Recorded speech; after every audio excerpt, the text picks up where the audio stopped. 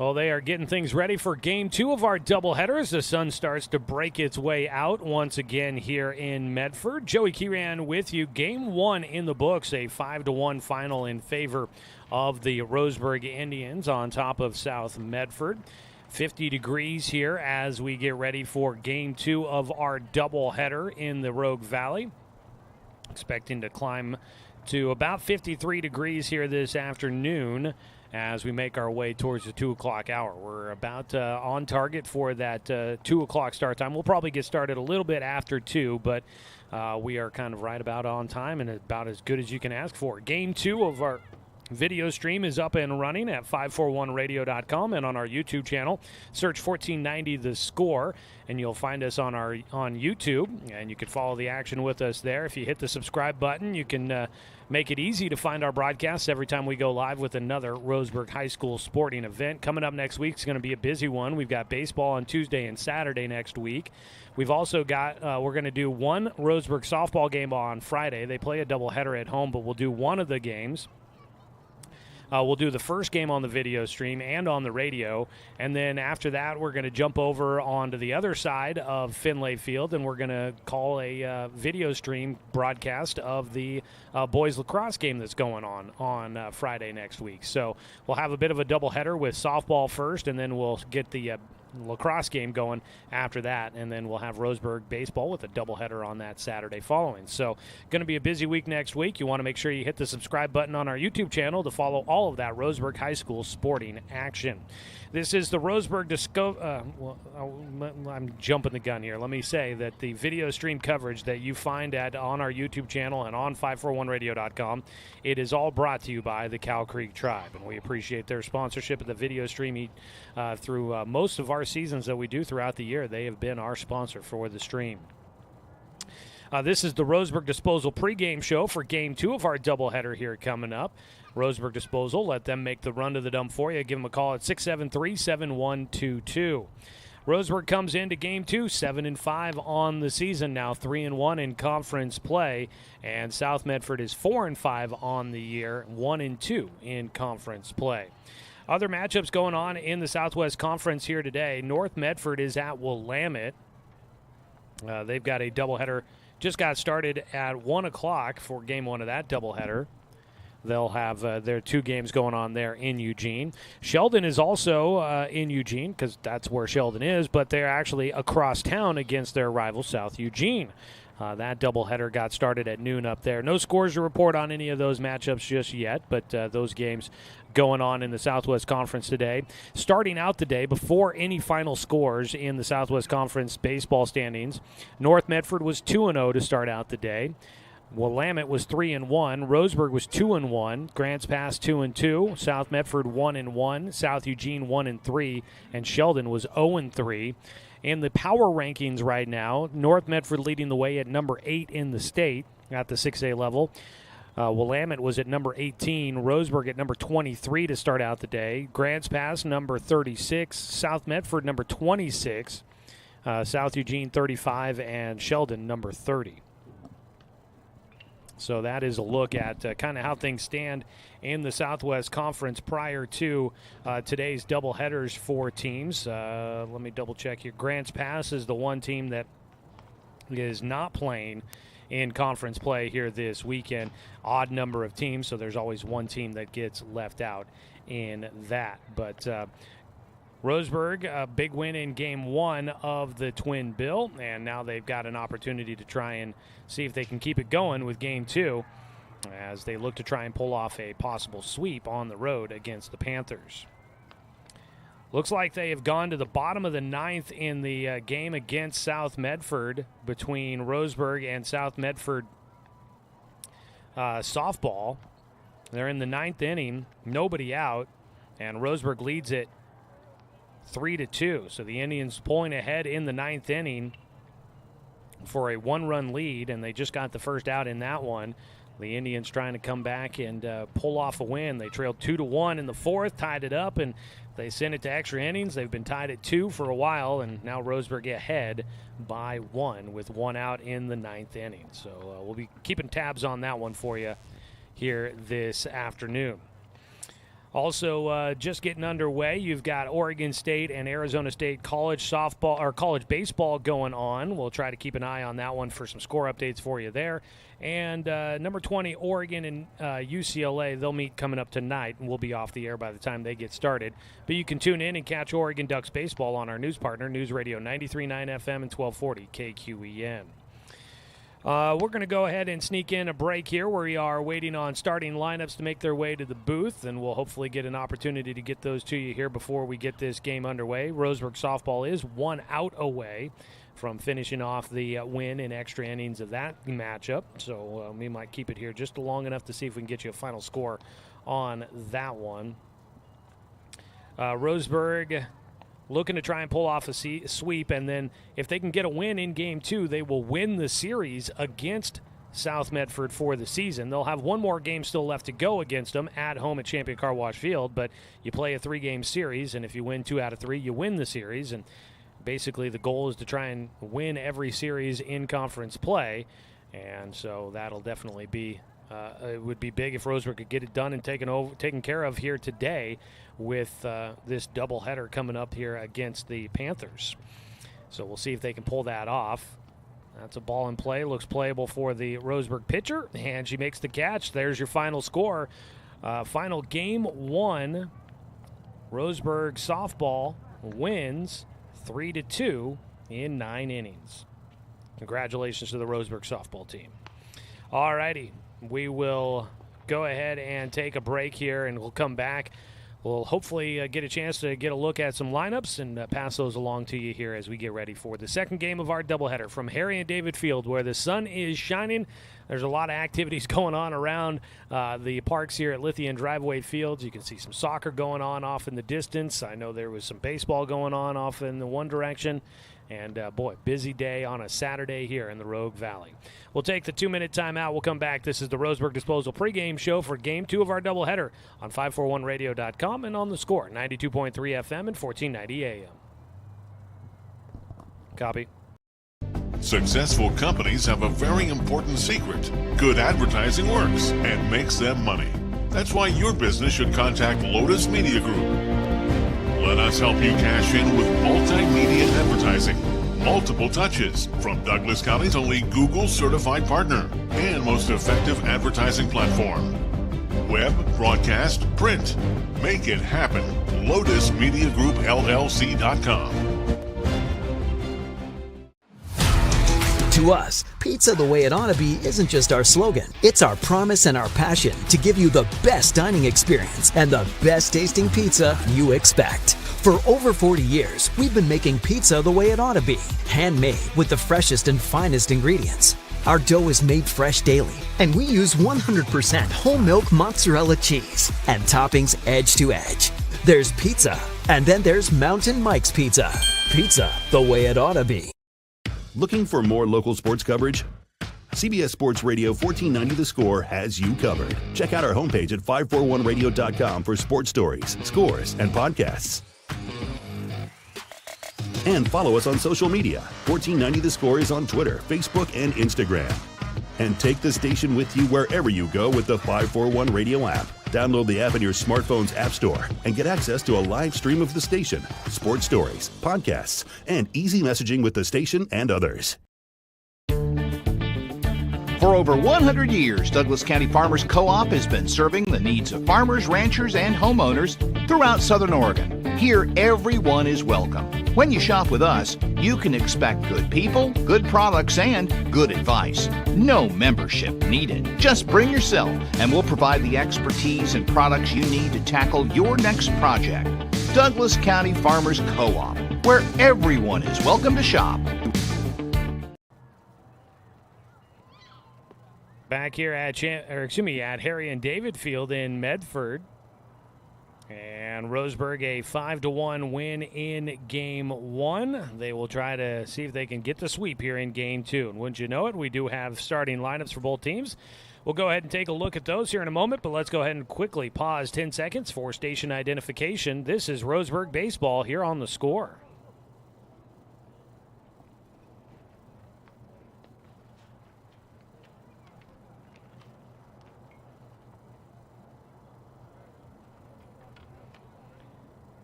Game 2 just about to get underway, and it is Roseburg and South Medford squaring off at Harry and David Field. A 5-1 win in Game 1 of the Twin Bill.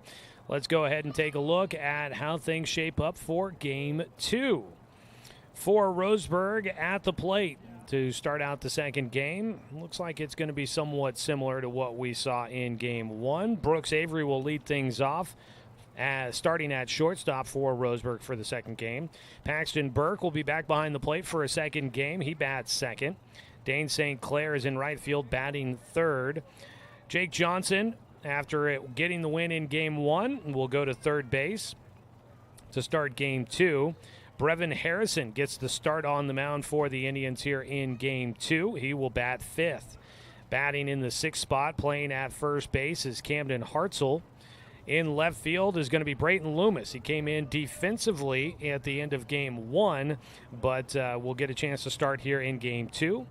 Caden Austin is going to play at second base for a second consecutive game. He played well there in Game 1. He will be at the second base side of the infield. And then in center field is going to be Heath King, rounding out the starting lineup, batting ninth. That is a look at how things shape up for Roseburg at the plate in Game 2 of today's doubleheader. As for the defense for South Medford, it'll be a lefty on the mound. It's Tristan Malari that'll get the start for South Medford. Somewhat expected that to happen here. Malari comes in on the season making his fourth start. He's got 14.2 innings pitched. In those 14 and 2 innings, 14 and 2/3 innings, he's got a 1-1 record, a 2.86 ERA. He has 17 strikeouts and 8 walks in that 14 and 2/3 innings so far for the Panthers. Malari on the mound. His battery mate behind the plate is Caleb Long, catching for a second straight game. At first base for South Medford is going to be the Game 1 starter. That is Evan Roden. Will be over there at first base. At second base is Keegan Painter. On the left side of the diamond, you've got Grady McQuillan at third base, and it's Brad Love starting at shortstop for a second straight game. In the outfield from left to right, it's Gannon Jones in left field. Chance Ryan will start in center field for Game 2. Did not play in Game 1. And Cooper Mitchell is out in right field to start Game 2 once again. He was out in right field to start Game 1 as well. That is a look at your lineups and your defensive alignment for Game 2 of our doubleheaders. We are just about to get underway. We'll see how things go here. If you didn't catch it just moments ago, we were telling you that Roseburg softball picks up a win in extra innings, 3-2 on top of South Medford. A big win there. We'll see how things continue to go on the day. Good start to the day for wins for the visiting teams in both locations.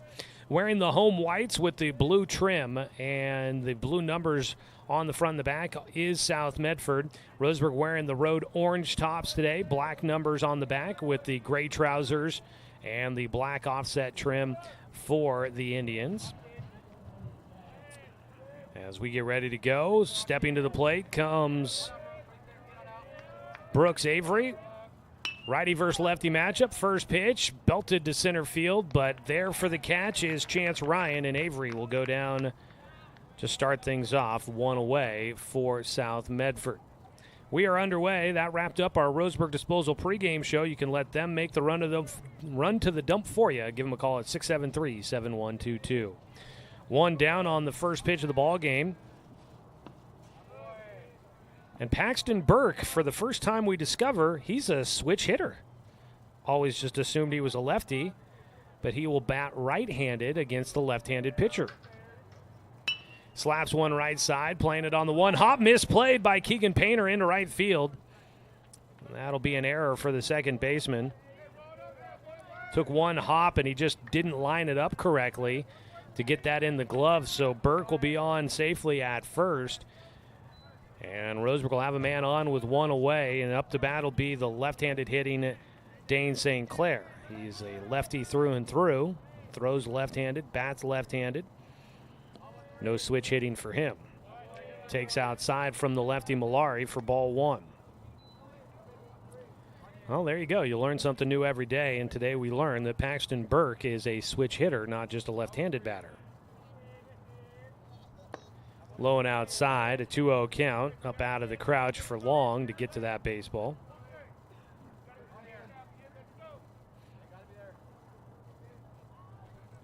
Two-0 delivery. St. Clair ended up with a base hit in his last at-bat of game one. He did have a couple of strikeouts, so good to see that he got things straightened out for him in his final at-bat. He takes again for ball three.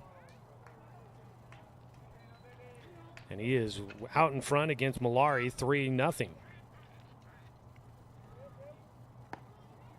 Was there like a statue. For strike one, watching all the way on the 3-0 pitch.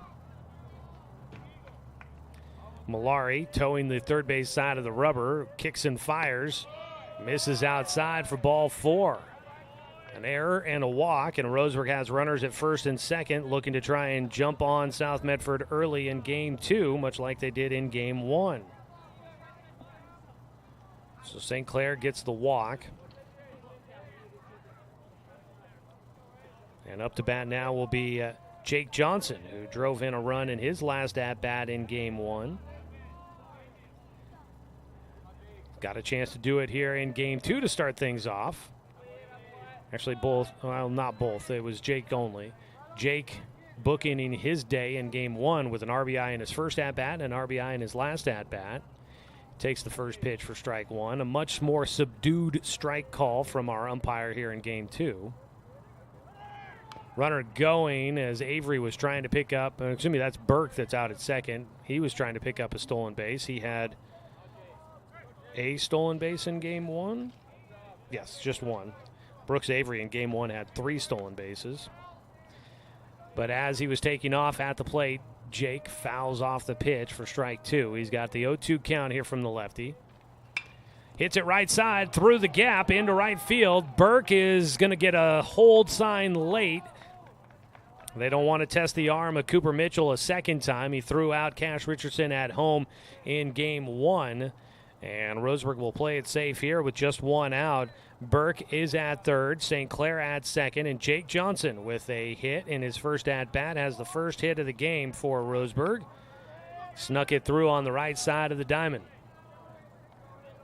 Bases loaded with just one out, and it'll be Brevin Harrison to try and help his own cause after getting a hit in game one. He had a double game one. He flares this one, foul territory, out of play down the right field side. Brev had a double in game one, but it came after all the runs had been driven in, so he didn't get any production really out of it. But he's looking to try and see if he can bring in one. A sac fly would do a trick for him here. The 0-1 pitch low and outside for ball one.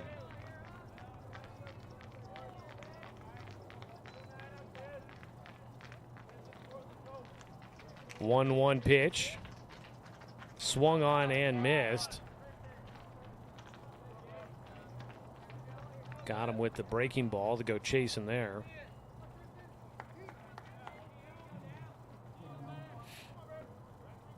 One-two pitch here for Malari, trying to get the second out and ease some of the stress here in the first. That ball off the hands, going to be on the infield. That'll be an infield fly rule in effect as Brad Long is there for the catch. 2 down. Brevin got handcuffed at the plate, couldn't get the barrel on that one. Usually you think something out of the infield. You got an opportunity to bring in a run with the bases loaded in less than 2 outs, and unfortunately couldn't get it out of the infield. Camden Hartzell will try to do the damage with 2 outs. Takes the first pitch for a strike. Camden didn't have a hit in game one, but did have a sac bunt in there, asked to do a job at one time and was able to do it. They're asking him to do a job here, put the ball in play and see if something can happen. He swings and misses for strike 2.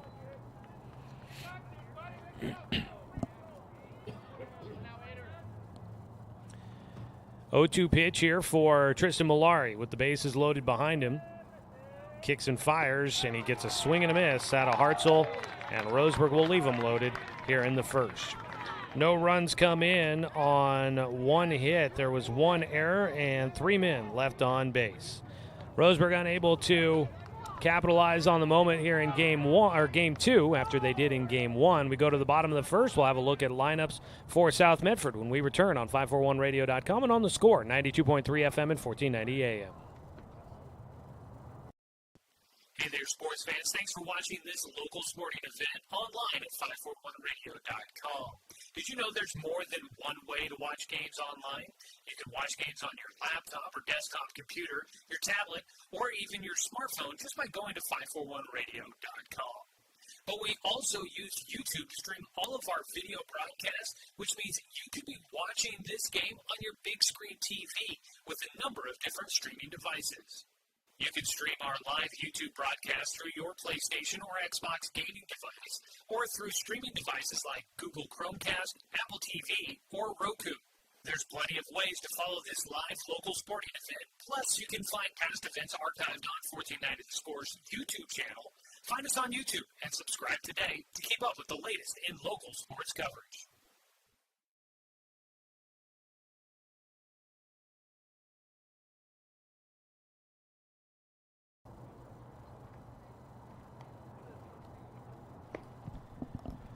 Just about to get the bottom of the first underway, game two here. Let's take a look at the starting lineup for Medford.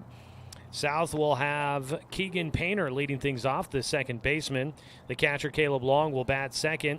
The pitcher, Tristan Millari, is hitting third, followed by the cleanup man starting at third base, Grady McQuillan. In right field, batting in the 5 spot is Cooper Mitchell. Batting sixth and playing in left is Gannon Jones. In center is Chance Ryan, who will bat in the 7th position. Hitting eighth and starting at first base, Evan Roden. And then Brad Love is the shortstop. He will round out the starting 9 for the Panthers. On the mound for game two, it's Brevin Harrison for Roseburg. He will get the start in game 2 of our doubleheader. He was a starting pitcher against South Salem back on Tuesday. It was not what anybody would call a great game for Roseburg, so Harrison trying to turn the page from that one, much like Roseburg did in game 1 of our doubleheader. First pitch into Keegan Painter is just a bit low and inside for ball 1. He'll take a strike on the outside corner to even up. Painter starting at second base. The 1-1 hits the outside corner for a called strike 2. Get to the Roseburg defense here in just a second as we get game 2 underway. The 1-2 pitch bounces in. Behind the plate for game 2, you've got Paxton Burke, who is behind the plate as the backstop for Roseburg for a second consecutive game. Out at first base, Camden Hartzell. Caden Austin at second. On the left side of the diamond, Jake Johnson at third and Brooks Avery at short. And in the outfield from left to right for Roseburg, you've got Brayton Loomis in left, Heath King in center, and Dane St. Clair in right field. The 2-2 pitch swung on and missed, and a big strikeout for Brevin Harrison to start things here in game 2. 1 away, and strikeouts for Roseburg pitchers are brought to you by Chris Hubbard, State Farm Insurance. Visit chrisinsures.com for a free quote. 1 down, Caleb Long will bat. Fouls off the first pitch he sees. Long had a tough day in game 1. Ended up with a hit in his last at-bat, going 1 for 4, but he had a line out in his first one on a sharply hit ball that went right to the third baseman, Cash Richardson. He gets this one around, sends it to left field, but it's going to go right to Brayton Loomis in left. And Long has hit a couple of balls pretty well, but they have just gone right at defenders for Roseburg. So the Indians have been kind of lucky on that part. Unlucky on the other side for Caleb Long, who is not necessarily swung a bad stick today, just hasn't been able to find an empty spot in the field to put it. 2 away, the lefty Tristan Millari Grounds the first pitch he sees to the third baseman, Jake Johnson, across the diamond. A quick 1-2-3 frame for Roseburg here in the first. Johnson with a nice stab at it, and on the ball up the line to his right, makes the play, makes a nice, strong, accurate throw across the diamond, and he retires Malari. That does it for the first inning. It is still scoreless between Roseburg and South Medford. Go to the top of the second on 541radio.com and on the Score, 92.3 FM and 1490 AM. To us, pizza the way it ought to be isn't just our slogan. It's our promise and our passion to give you the best dining experience and the best tasting pizza you expect. For over 40 years, we've been making pizza the way it ought to be. Handmade with the freshest and finest ingredients. Our dough is made fresh daily, and we use 100% whole milk mozzarella cheese and toppings edge to edge. There's pizza, and then there's Mountain Mike's Pizza. Pizza the way it ought to be. My wife and I moved to Oregon to raise a family, set our roots, and to have a lot of fun outdoors. We quickly realized that we needed a truck or a rig for the projects that we were doing in the backyard. When we were looking to find a place to finance our truck, we asked our patients, and everyone recommended Cascade Community Credit Union. It was so easy to work with Cascade. Everything was done via email, phone, and we didn't even need to go in. I can't wait to finish up the projects in the backyard, go on more adventures in our truck with our boys, and I look forward to working with Cascade again in the future.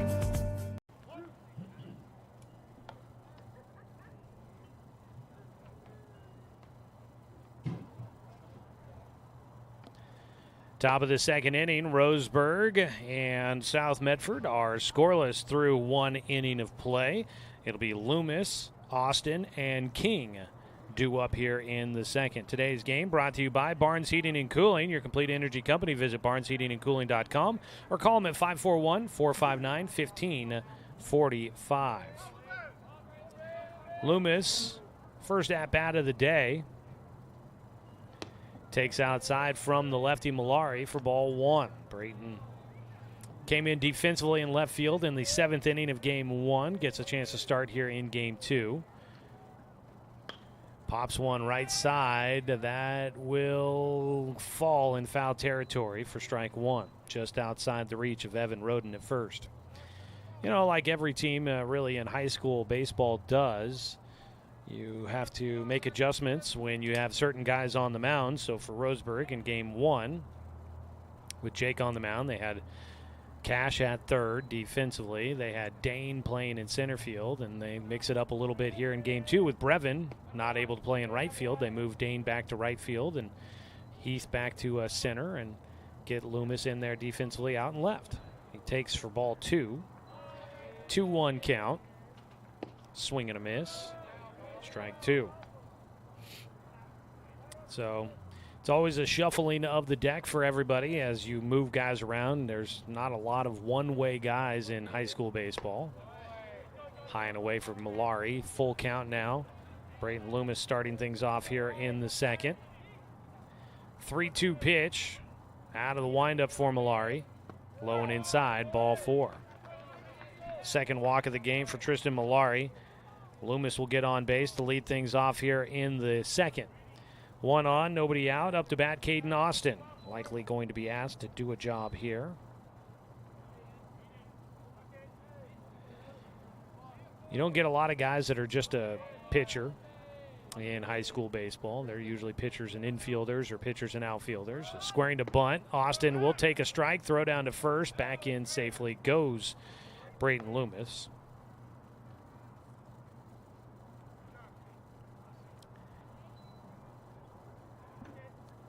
Caden Austin, will he look to bunt again? Yes, and he does put it down, but it's foul down the first base side for strike two. They had Grady McQuillan playing way in on the grass. And now down to third base goes Austin to talk with Coach Tim Sestair. Coach Sestair down at third base here today, and Coach Zach Mandera is out at first base. Again, we do wish the best for Coach Troy Thompson, not with the team here today. Hope to see him at the ballpark again here real soon. But filling in at third base in the coach's box for him is Coach Sestair out there. 0-2 pitch here for Austin. able to hold back on an inside pitch, blocking it behind the plate long. Tracks it down out in front of home, holding Loomis at first. Heath King waits on deck. He'll be the third batter due up here in the second. The pitch by Malari fouled back. Staying alive is Austin. In Southwest Conference play, in game one of a doubleheader in Eugene, Sheldon gets South Eugene gets the win at home over Sheldon, 5-2. Outside, 2-2 count for Caden Austin. So Sheldon remains winless in conference play. The Irish will go to 0-4, and South Eugene improves to 2-3 in conference play with that win. 2-2 pitch here from Malari. Fouled off again by Austin. The battle will continue. He's seen 6 pitches so far, has the 2-2 count. At first base, Brayton Loomis after a walk. Swing and a miss. Got him on the inside breaking ball pitch. Strikeout for Malari. First out here in the second. That's his second punch out of the game. One away. Heath King will stand in. King had a couple of bunt singles in the first game of our doubleheader. The first one he laid down, he was trying to just sacrifice the runner over. Ended up getting himself on base as he beat out the throw. Here he shows a bunt on the first pitch, but takes it for strike one. In at third base is McQuillan. Loomis is on at first. They pick that direction. He tries to dive back in, and he is dead to rights. Lefty on the mound, and that was a pretty smooth pickoff move from Malari. There's 2 down. Base is empty. 0-1 pitch for King. Takes outside. So Roseburg, after a leadoff walk, haven't been able to capitalize on their opportunities so far. Swing and a miss. Strike 2 for King. Roseburg had 3 runners on base and just 1 out in the first inning. Couldn't come through. And they got the leadoff man on here in the second and haven't been able to take advantage. Swing and a miss, strike 3, and that'll finish it off. Started out on the right foot for Roseburg, but Tristan Malari had something to say with that as he battles his way back in. That'll finish things off in the second. Roseburg, no runs, no hits, there were no errors, and nobody left on base. Go to the bottom of the second. Still scoreless between Roseburg and South Medford here on 541radio.com and on the Score, 92.3 FM and 1490 AM. At Douglas County Farmers Co-op, we want your four-legged friends to be healthy and happy. That's why we stock a carefully curated selection of pet, equine, and livestock supplies. From the premium foods your pets crave to grooming and show supplies that help you shine in the show ring, you'll find it at Douglas County Farmers Co-op. Our knowledgeable staff are here to help with those tough pet and livestock care questions. Stop by or shop at DouglasCountyFarmersCoop.com. I've always handled my own finances, but I need help. Get a better understanding of your finances. At Palm Wealth Management, we care about your priorities and help restore financial security. Call Palm Wealth Management today.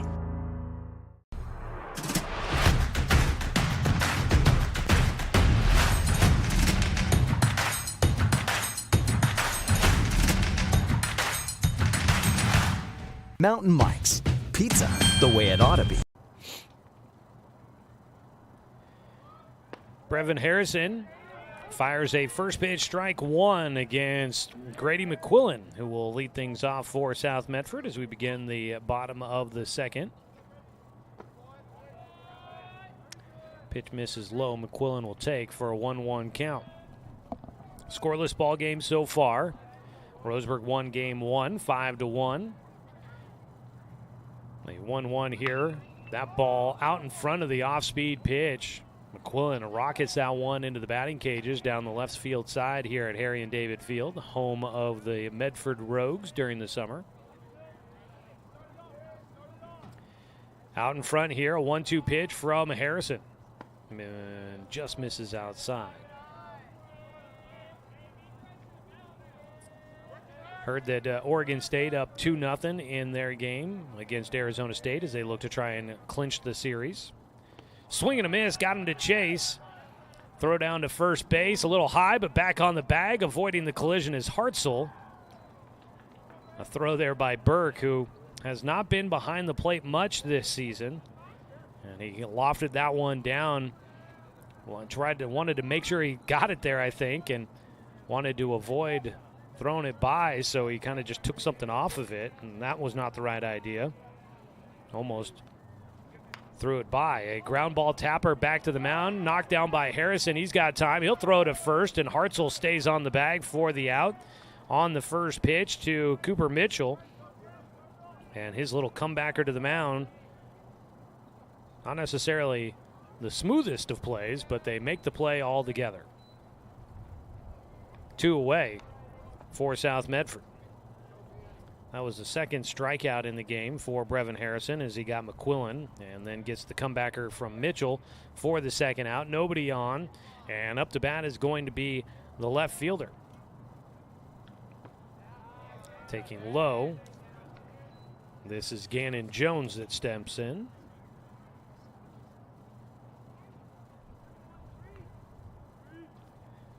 The 1-0 pitch, grounds it towards short. Quick throw, got to scoop it. Nope, unable to make the play at first is Hartzell. That'll be a low throw, E6 for Brooks Avery. Had the opportunity to finish it off there. Had time, didn't need to rush it, and he kind of just took a little too much off the throw and short-armed it over to Hartzell at first. So the first error of the game goes to Roseburg. A bunt laid third base side, barehanded and unable to make the play is Jake Johnson. So a base hit for, that is Chance Ryan. He lays down an unexpected bunt, gets himself on. Jake was there, but he tried to barehand it. And he couldn't get it cleanly on the first attempt. Strike taken on the first pitch here to the first baseman, Evan Roden.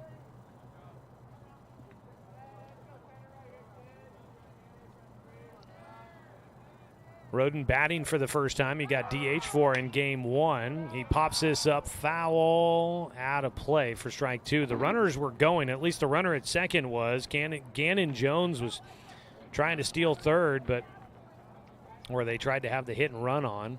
Either way, back to second base goes Jones, and it's an 0-2 count for Roden at the plate. Harrison needs one more strike to get out of things here in the second, as Roseburg was close to a 1-2-3 frame. The 0-2. A foul tip at the plate. Roden stays alive.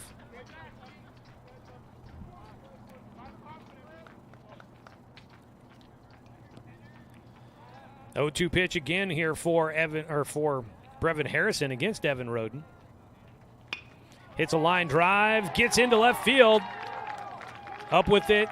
The throw by Loomis, not going to be able to make its way to the plate. And so the error comes back to hurt Roseburg. Should have been a 1-2-3 inning, but a base hit single for Evan Roden will drive in a run. First and second for South Medford as the Panthers will take their first lead of the day. So now the Indians, they got to try and wipe the slate clean here.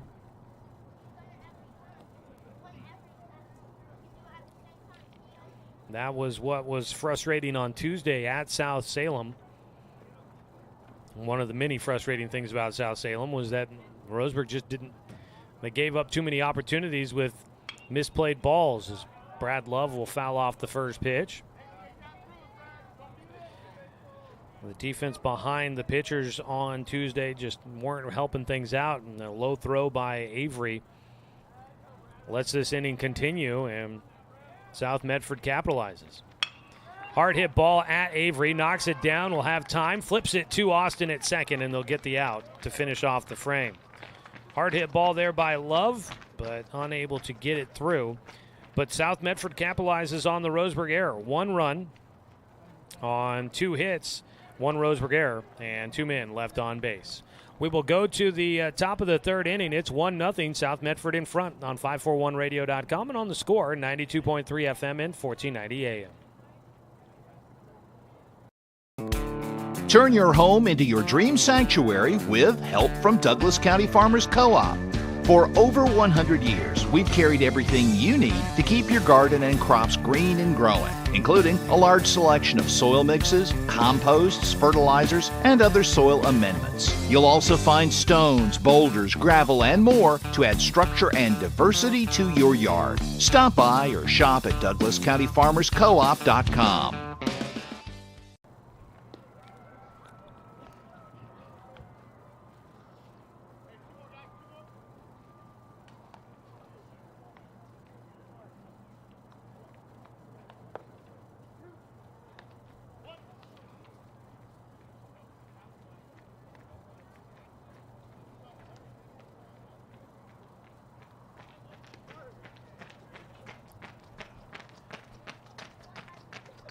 Two innings in the books. It's a 1-0 lead in favor of South Medford, the home team looking to get at least one here on their home turf against Roseburg after the Indians won Game 1.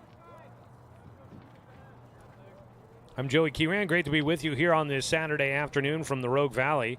Today's game brought to you by Dr. Lanson Randall, Family and Cosmetic Dentistry. Visit drrandall.com or call him at 541-378-6694. Low and outside to Brooks Avery, who will lead things off for the Indians. Avery flew out to center on the first pitch of the ball game. His 1-0 taken low, a 2-0 count from Tristan Malari into his 3rd inning. Now has a lead to work with. South leading for the first time in the series today. Malari rocks and fires, and he gets Avery to foul one off.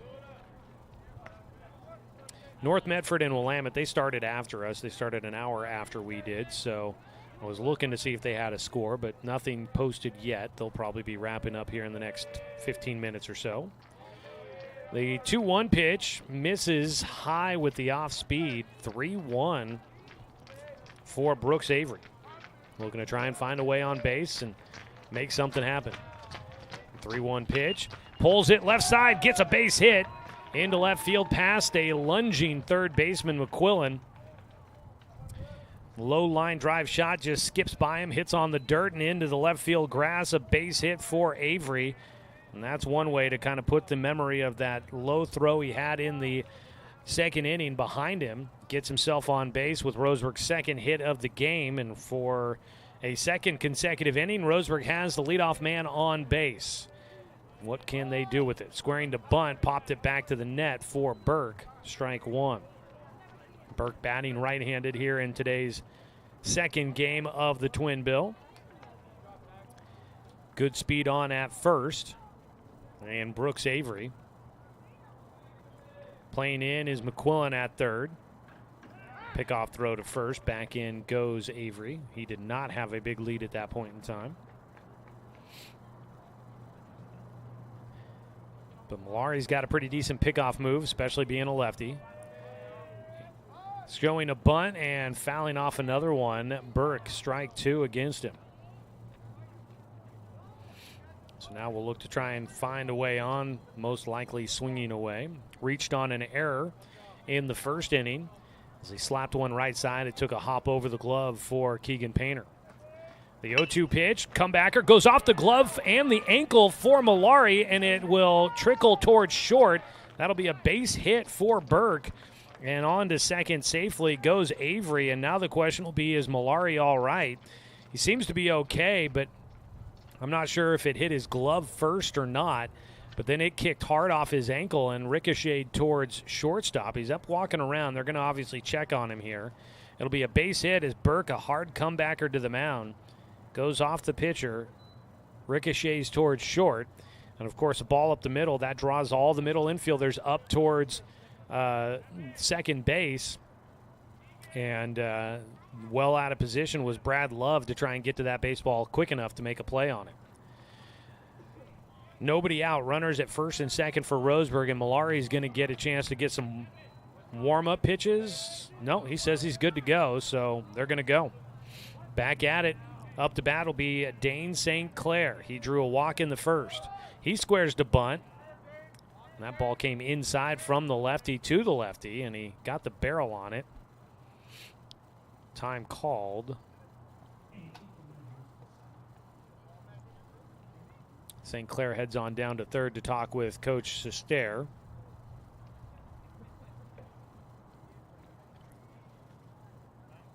The umpires were headed out to the mound. I wasn't sure if maybe some of this might have had to do with Malari maybe needing a moment, but no, he seems to be all right. It was just strictly time called and Dane St. Clair talking with Coach Sester.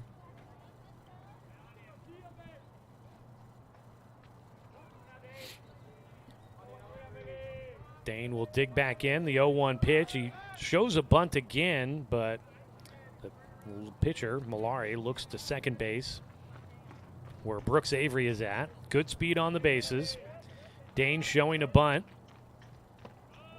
Takes outside for ball one.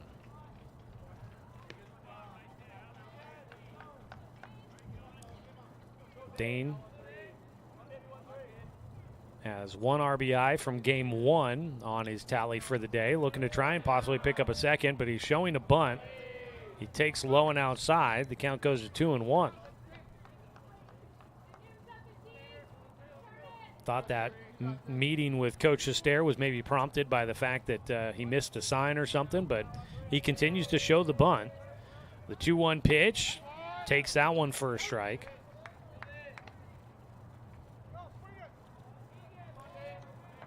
St. Clair will now dig in, looking to hit away. A 2-2 count with nobody out. Runners at first and second. Malari's 2-2 pitch. Swung on and missed. Strike three.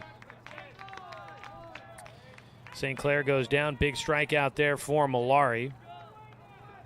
Strikeout number 4. Jake Johnson will bat. He had a single to right field in the first to load up the bases. Has a chance here to try and possibly bring around a run if he can get a base hit again. He takes low and inside for ball one.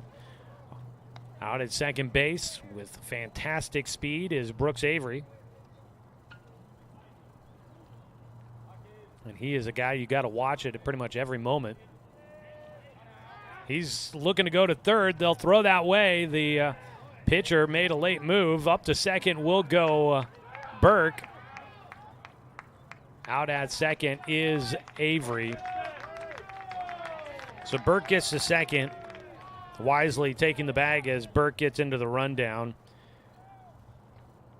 Avery broke just a second too early. It was before Malari had committed to going to the plate. He had lifted up the front leg, then makes, as he noticed that Avery was going, made the move to first, and then was able to spin around and throw to third to get Avery in the pickle.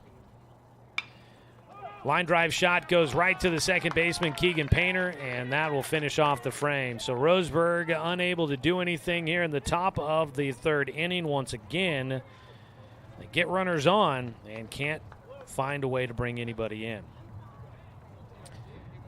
Here in the third inning, no runs on 2 hits. There were no South Medford errors and 1 man left on base. We'll go to the bottom of the third. It's 1-0 South in front of Roseburg on 541radio.com and on the score, 92.3 FM and 1490 AM. Remember the good old days when you didn't have to make an appointment or wait in line for an hour just to talk to your teller, when businesses were local and gave back to the community. At Cascade Community Credit Union, there are some things will never change. We're the only credit union or bank headquartered in Douglas County, and making our members a priority has always been our priority. For easy and simplified banking, visit CCCU. No appointment, just come on in.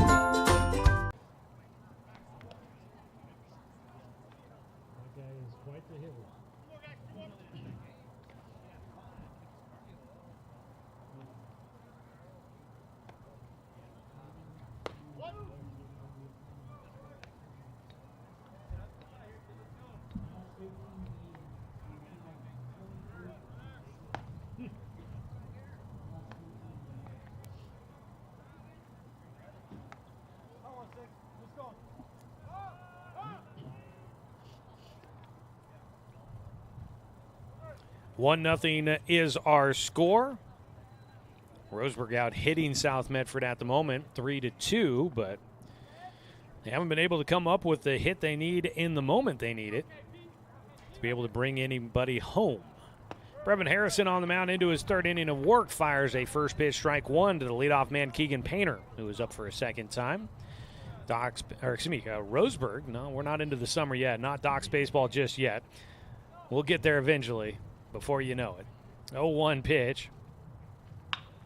Ball in the air out towards left center.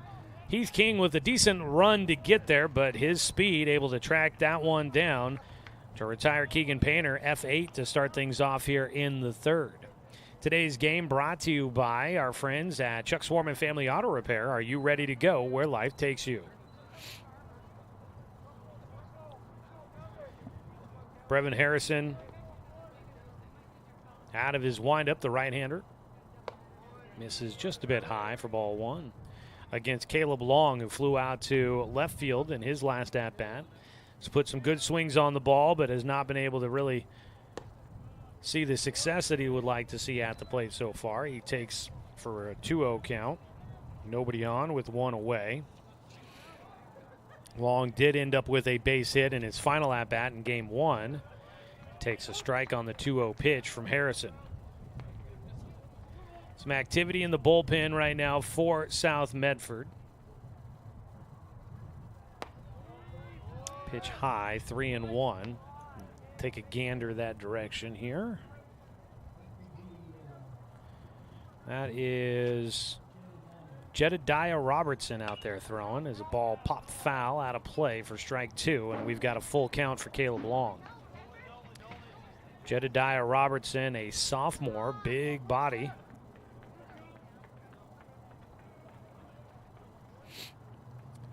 Full count pitch here for Harrison. Misses low, and he walks Caleb Long with one away. That walk is the first issued by Harrison. Well, it's good to see pitchers keeping that number down. 3 walks issued by Jake Johnson in game one. There's the first for Harrison here in game two. Pitch goes in, and it gets by the catcher. That's going to be a wild pitch that moves Caleb Long up.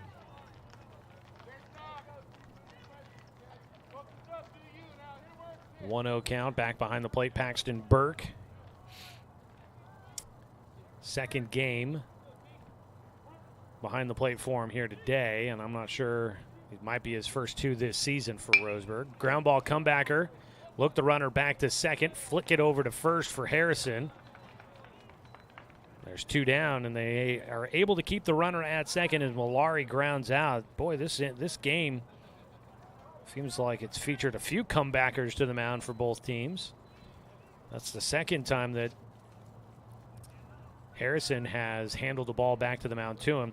They bring in a courtesy runner for the catcher at second base. In to run is Evan Powers. 2 down, up to bat. Grady McQuillan launches one into the air to left field. Going back is Loomis. He's got time, will make the catch, and that'll retire the side. So Roseburg able to strand 1 runner on base for South Medford. The Panthers no runs, no hits, no errors. The 1 man left on, and it remains 1-0 as we finish 3 innings of play here in game 2 of our doubleheader. Top of the 4th coming up after this on 541radio.com and on the Score, 92.3 FM and 1490 AM.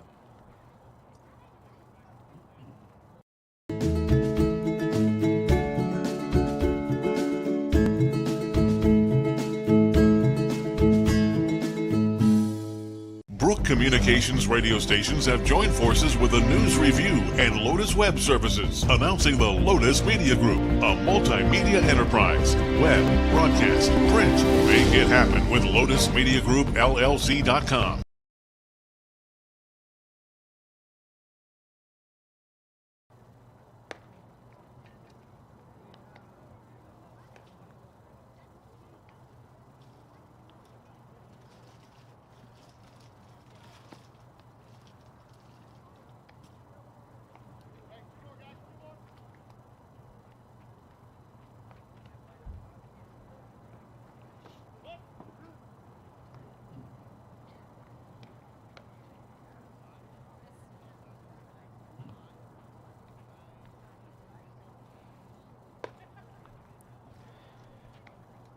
Fourth inning action here from Harry and David Field in Medford, brought to you by Flyaway Travel. Are you ready?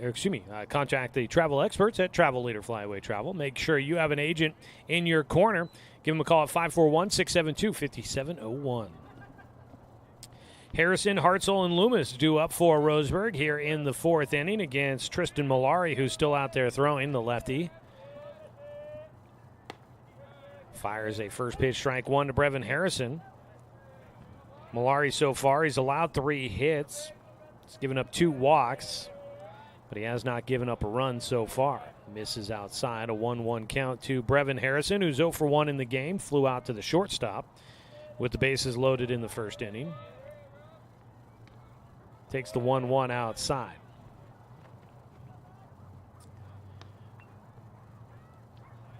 Down here in Medford today, Roseburg will be on the road again in their next game as they travel to Sheldon on Tuesday.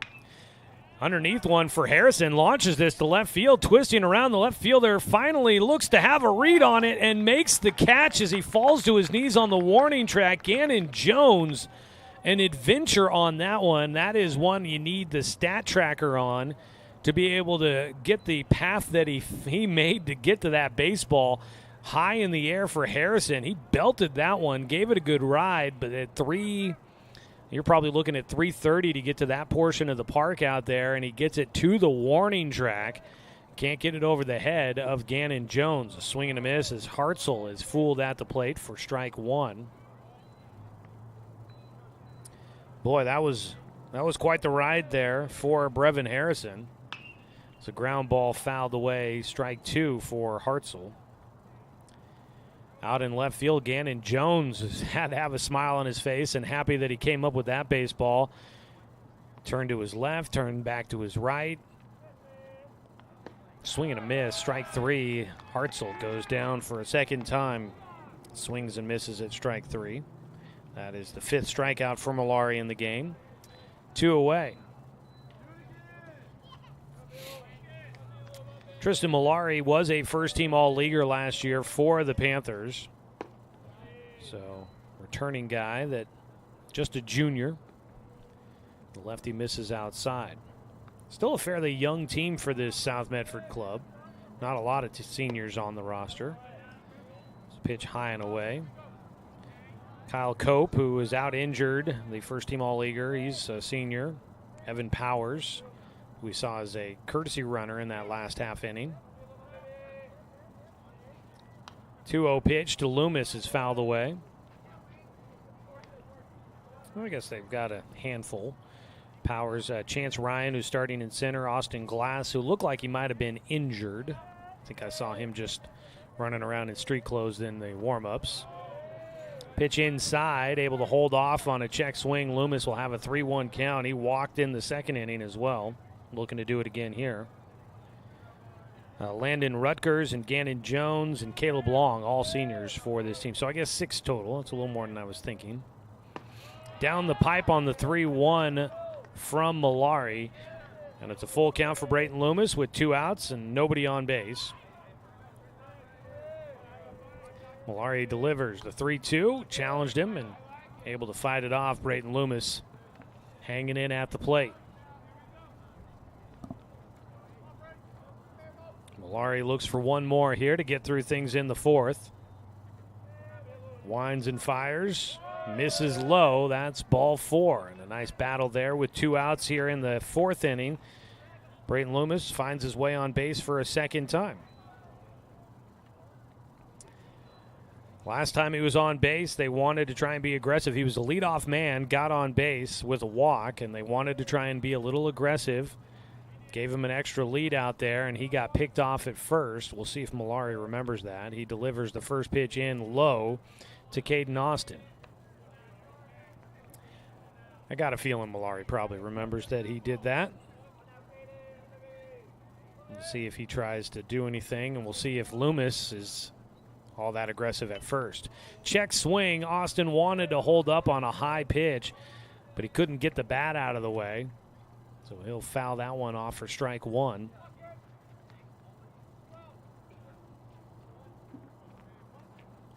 1-1 count with 2 down. A runner at first. Roseburg trailing 1-0 here in the fourth. High and away from Malari. 2 balls and a strike.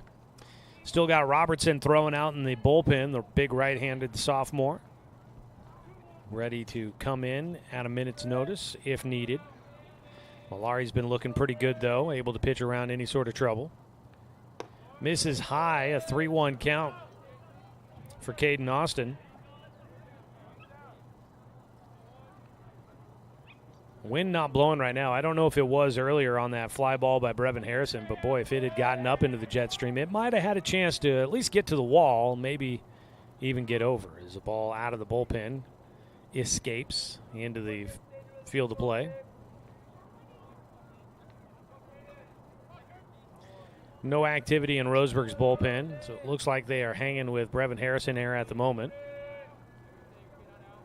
3-1 delivery.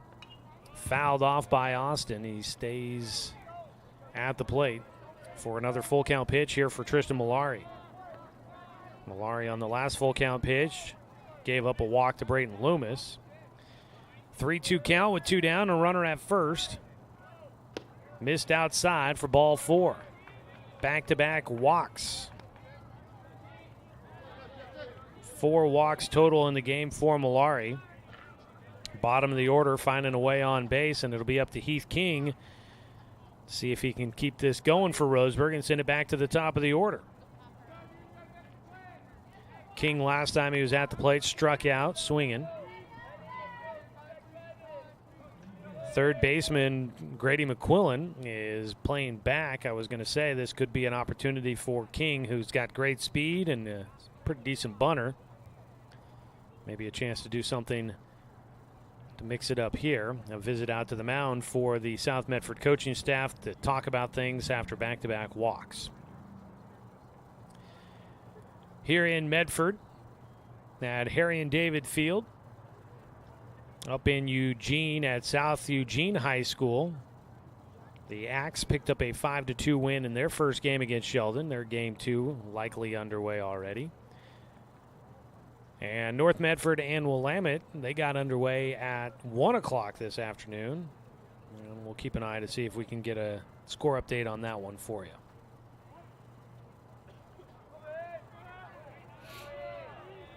After the mound visit, the first pitch to Heath King swung on and missed.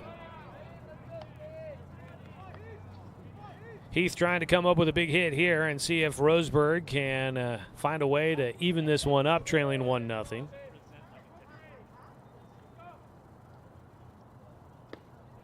King swings through another one for strike 2. Brooks Avery on deck. He's 1 for 2. Had a single to lead things off in the third inning. Right now, Heath King at the plate with the 0-2 pitch.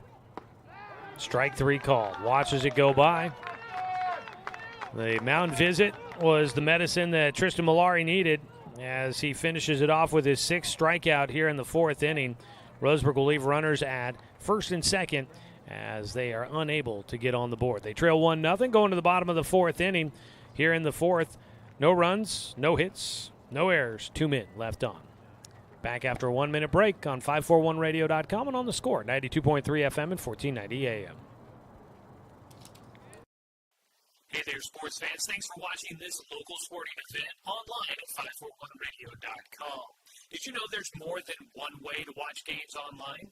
You can watch games on your laptop or desktop computer, your tablet, or even your smartphone just by going to 541radio.com. But we also use YouTube to stream all of our video broadcasts, which means you could be watching this game on your big screen TV with a number of different streaming devices. You can stream our live YouTube broadcast through your PlayStation or Xbox gaming device, or through streaming devices like Google Chromecast, Apple TV, or Roku. There's plenty of ways to follow this live local sporting event. Plus, you can find past events archived on 1490 The Score's YouTube channel. Find us on YouTube and subscribe today to keep up with the latest in local sports coverage.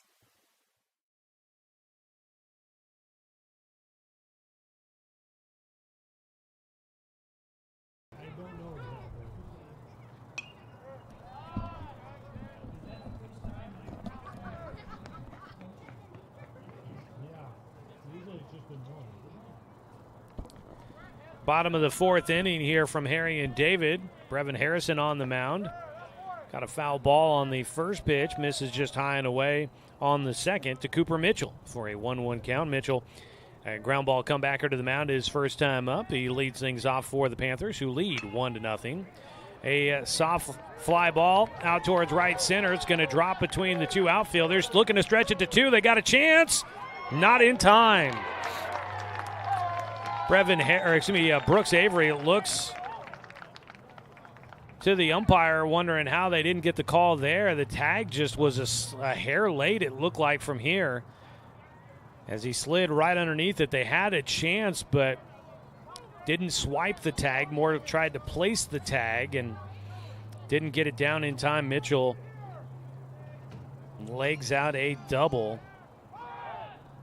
Looking to bunt. It goes first base side. It's picked up by Hartzell. He'll throw to first. They get the out. It'll be a sac bunt to move the runner up to third by Gannon Jones. A little bit of an adventure there as Hartzell came running in. Makes the throw to Caden Austin, one away. And so a double and then a sac bunt, and South Medford has a runner at third with one out.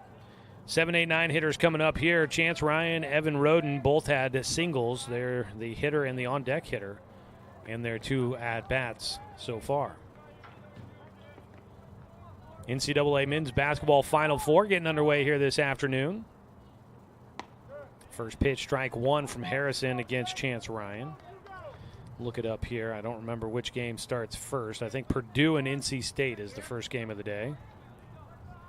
0-1 pitch. Harrison misses just high and inside.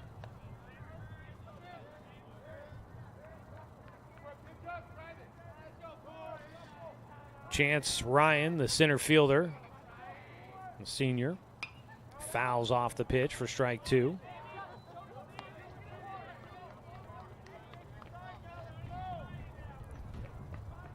Yeah, NC State and Purdue, your first matchup of the Final Four, getting started here just after the top of the hour. Another pitch fouled away by Ryan.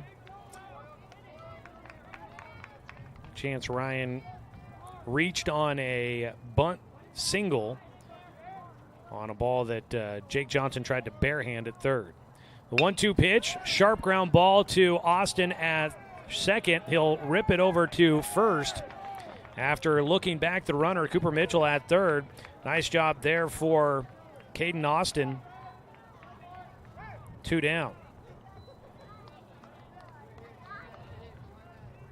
Austin needed a couple of moments there. He really looked back the runner at third, which was good. And he had plenty of time to make the play to first. He gets it there in time.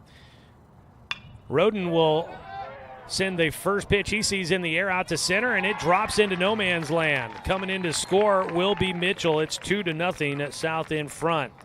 A bloop single to center field for Evan Roden drives in the second run of the game. Roden he's driven in both runs of the game so far. 2 for 2 for the first baseman. First pitch fouled away by Brad Love for strike one. So Evan Roden didn't bat in game one. He is making his presence felt at the plate here in game two. 0-1 pitch. Misses low, a 1-1 count. 2-0 ball game. South Medford has nickeled and dimed their way to a lead here. This has been a game where neither side has given up much. Back pick throw to first, not going to be there.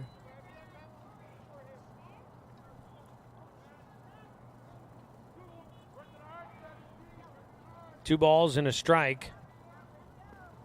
Ground ball comebacker snagged on the mound by Harrison. He'll run it over, flip it to first to retire Love and finish things here in the fourth inning. Well, once again, it is Evan Roden that comes through with a 2-out base hit to drive in a run for South. 1 run on 2 hits. There were no Roseburg errors, and the 1 man left on base for South Medford. We go to the top of the 5th inning, 2-0. South Medford leading and a new man coming in. We'll tell you more about it when we return on 541radio.com and on the Score, 92.3 FM and 1490 AM. To us, pizza the way it ought to be isn't just our slogan. It's our promise and our passion to give you the best dining experience and the best tasting pizza you expect. For over 40 years, we've been making pizza the way it ought to be. Handmade with the freshest and finest ingredients. Our dough is made fresh daily, and we use 100% whole milk mozzarella cheese and toppings edge to edge. There's pizza, and then there's Mountain Mike's Pizza. Pizza the way it ought to be. My wife and I moved to Oregon to raise a family, set our roots, and to have a lot of fun outdoors. We quickly realized that we needed a truck or a rig for the projects that we were doing in the backyard. When we were looking to find a place to finance our truck, we asked our patients, and everyone recommended Cascade Community Credit Union. It was so easy to work with Cascade. Everything was done via email, phone, and we didn't even need to go in. I can't wait to finish up the projects in the backyard, go on more adventures in our truck with our boys, and I look forward to working with Cascade again in the future.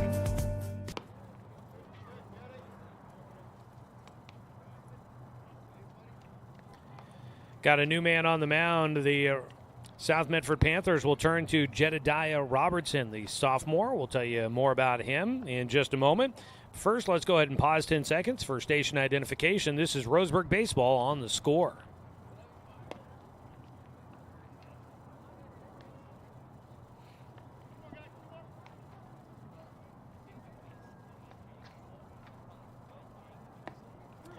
Jedediah Robertson making his fourth appearance on the season. 3 of those now out of the bullpen for him. He's got 1 start. A 4.00 ERA in 7 innings of work.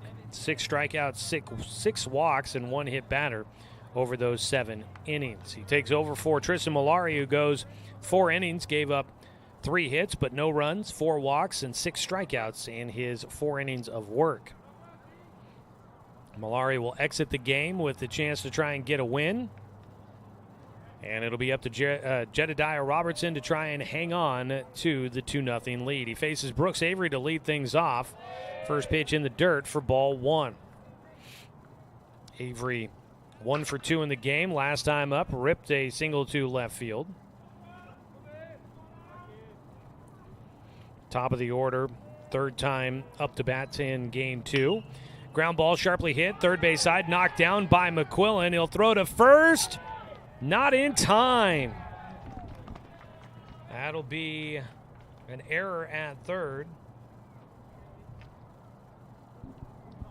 Brooks Avery will get on safely with the error. Beat that one just by a half step. It was not off by much. McQuillan there at third couldn't field it cleanly on the first attempt. Stuck with it, but kind of mishandled it a couple of times trying to get the ball into his throwing hand. Fired it across just a step behind. Showing a bunt, taking a strike is Paxton Burke.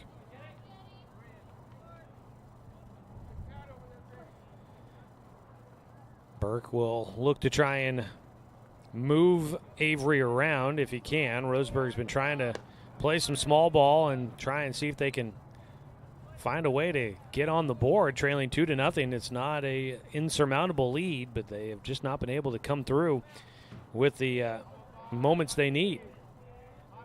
1-1 pitch.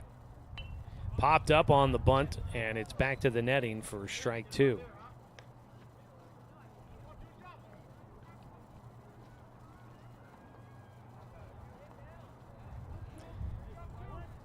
One ball, 2 strikes. Pickoff throw to first base, not going to be in time.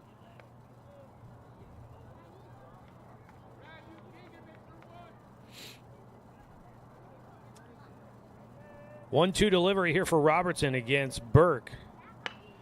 Hits it off the end of the bat, a little nubber towards the second baseman. Going over the top of him was Brooks Avery. The ball gets by. Right now, everybody's safe. What's going to be the call? Is it a runner's interference, fielder's interference? I mean, Brooks Avery was in the runner or in the base path.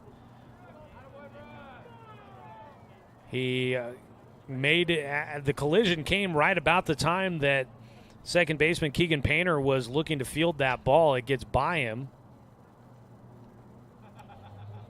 And the umpires meet on the mound to discuss this one here. Coach Sestaire at third base, waiting intently to hear what the result of this conversation will be.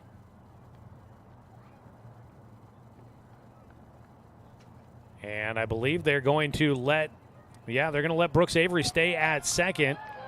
And out of the dugout will come Josh Moody to have a conversation with the home plate umpire to get the explanation about that decision. And he will head back to the dugout, at least willing to concede the point. So on to second goes Avery. I think we credit an error, it looks like, I guess, in that spot to Painter at second base. Roseburg with runners at first and second, nobody out here in the fifth, looking to try and take advantage of the South Medford bullpen. Jedediah Robertson coming out of the pen. The first two runners get on base. Dane St. Clair will square to bunt. He pops it foul back to the net. And the body language at third base with Coach Sestaire leads me to believe that bunting might be a point of emphasis on Monday's practice. Now, Roseburg has gotten down some good bunts in today's doubleheader, but there's been plenty that have been sent to the backstop. 0-1 pitch, squaring to bunt again is St. Clair. He'll push it third base side. It's picked up by McQuillan. Throw to first. Not in time. Beating it out will be St. Clair. And Roden can't believe it. And here comes Coach Moody out of the dugout as well. Covering at second or at first was Keegan Painter, and he wasn't on the bag. He stepped on it right as St. Clair was getting there.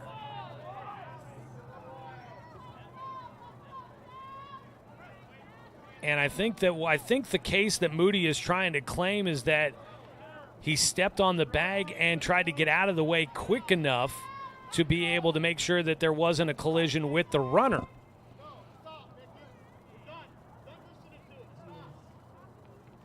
And now the home plate umpire is giving a warning to the Panthers dugout here.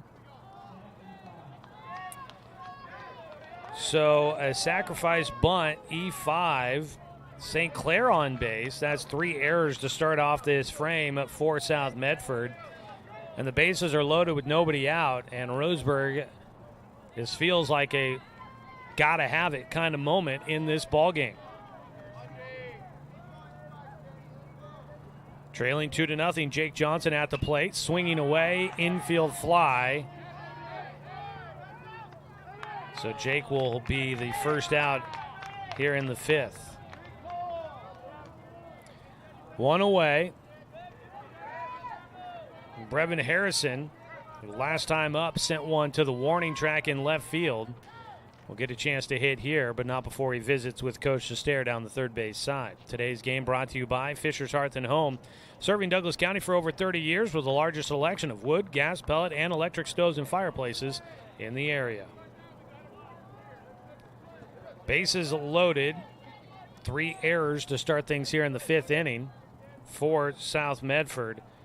And Roseburg needs a base hit desperately. Jedediah Robertson, first pitch, high, ball 1 to Harrison. Brevin looking to help his own cause here. Robertson, the big righty, gets a ground ball, backhanded at short, knocked down by Love. He will throw to first, but not get it there in time. Roseburg gets a run on the board as another fielding error for South Medford.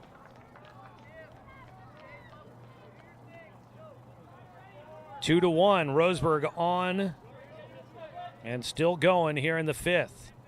Avery scores, Burke goes to third, St. Clair's at second, and Harrison will be on at first. And I believe they called in Keegan Carpenter to run at first base. They did for the pitcher.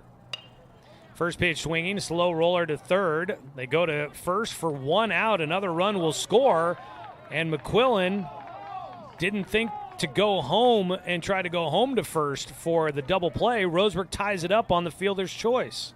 Or excuse me, on the put out at first. Not a fielder's choice, but it's just a ground out RBI for Camden Hartzell. And it's 2-2. And a lapse in understanding what was happening on that play there for the third baseman, McQuillan. First pitch fouled off by Brayton Loomis.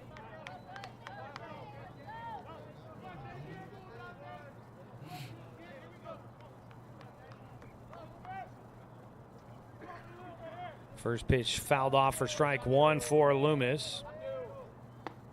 He'll take a breaking ball on the inner half for strike two.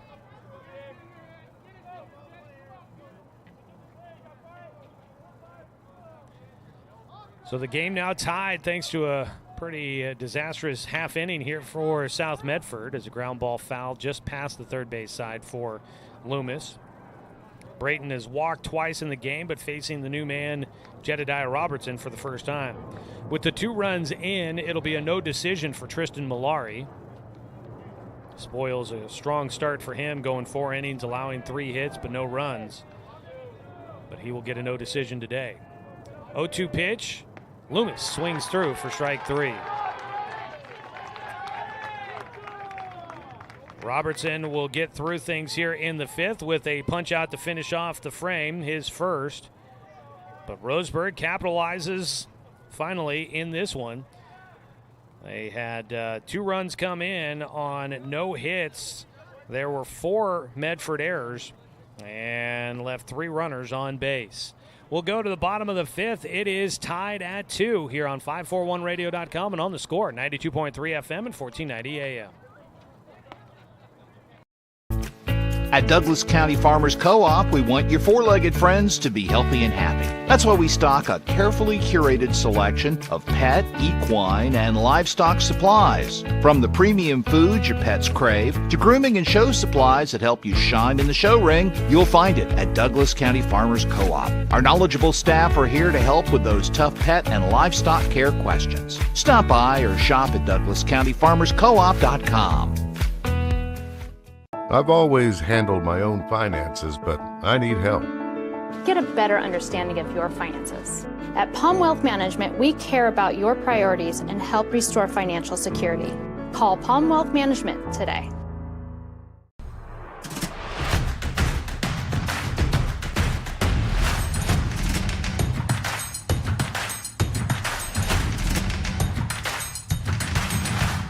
Mountain Mike's Pizza, the way it ought to be.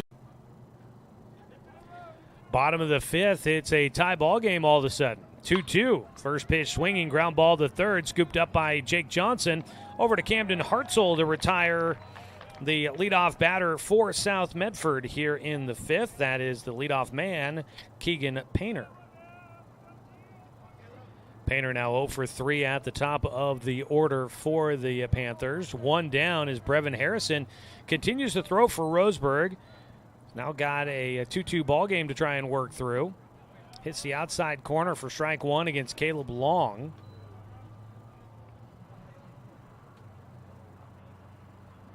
Harrison winds and fires. Ground ball up the middle. Avery is there from just in front of second base. He whips it across the diamond for the second out. A couple of ground ball outs for Harrison, and Roseburg will look to try and get Tristan Malari, who stays in the game as the DH after coming out of the game as the pitcher, stays in as the DH to hit for Jedediah Robertson. First pitch is in the air, foul, sent over towards the bullpen and batting cages for strike 1.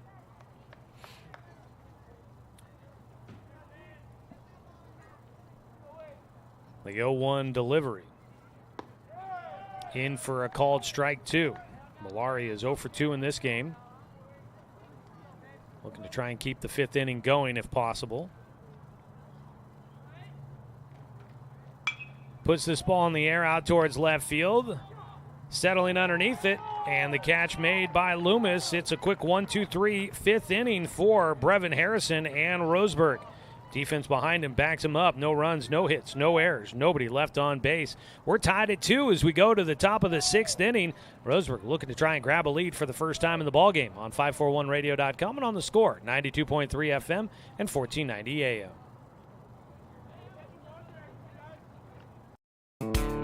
Turn your home into your dream sanctuary with help from Douglas County Farmers Co-op. For over 100 years, we've carried everything you need to keep your garden and crops green and growing, including a large selection of soil mixes, composts, fertilizers, and other soil amendments. You'll also find stones, boulders, gravel, and more to add structure and diversity to your yard. Stop by or shop at DouglasCountyFarmersCoop.com.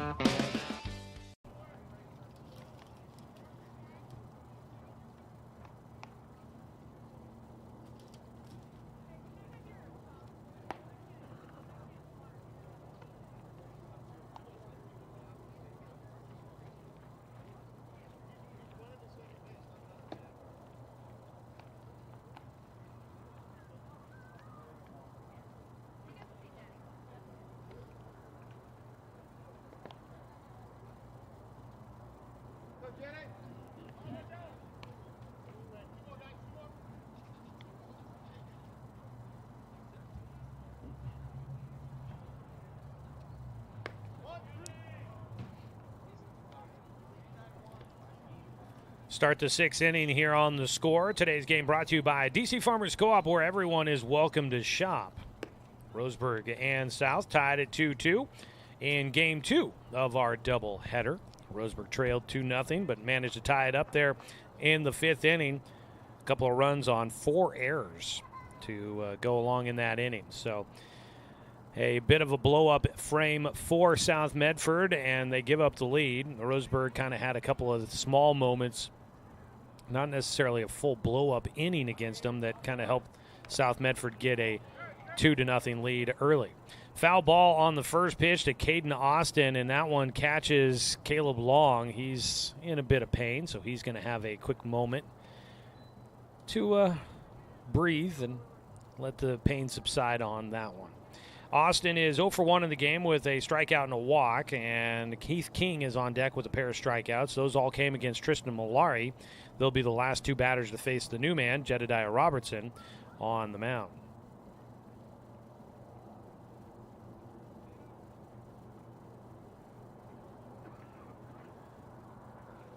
And give him a moment there. See if we can... I don't think there is a live stream of Game 2 of the softball doubleheader going on for Roseburg and South Medford, so I'm not sure we'll be able to get you any score updates on that one. Looking to see if they've posted the score from Game 1 of the doubleheader between North Medford and Willamette.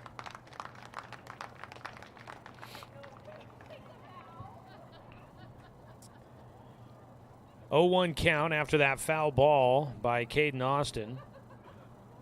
It looks like Caleb Long will be ready to get back to duty behind the plate.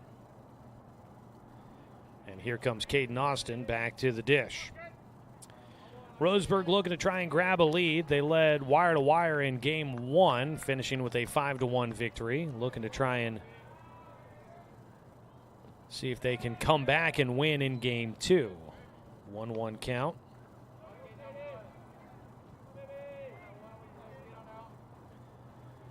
Jedediah Robertson, the big right-hander on the mound, misses low. He has not given up a hit so far, but he has issued... No, he hasn't even issued a walk yet. Does have a strikeout. 2-1 pitch. Looking to bunt and offering at a pitch outside. That'll be strike 2 for Austin. Austin will settle back in with a 2-2 pitch coming up here. Breaking ball goes up the middle, off the feet, and into center field. Jedediah didn't get the glove down in time. He kind of got 5-holed there right between his feet. I'm pretty sure it might have hit his cleat or at least the rubber and then kicked through up the middle into center field, and a base hit for Caden Austin. Get Roseburg a leadoff man on base once again. Leadoff man's been on base 4 out of 6 innings so far. 1 on, nobody out for Roseburg, just their 4th hit of the game. Looking to possibly bunt and move the runner up, Heath King takes low for ball 1. King with 2 bunt singles in the first game has not had a hit here in game 2. Shows the bunt again. Spins out of the way, takes low and inside. Live video coverage of Roseburg High Sports this spring season is brought to you by the Cow Creek Tribe.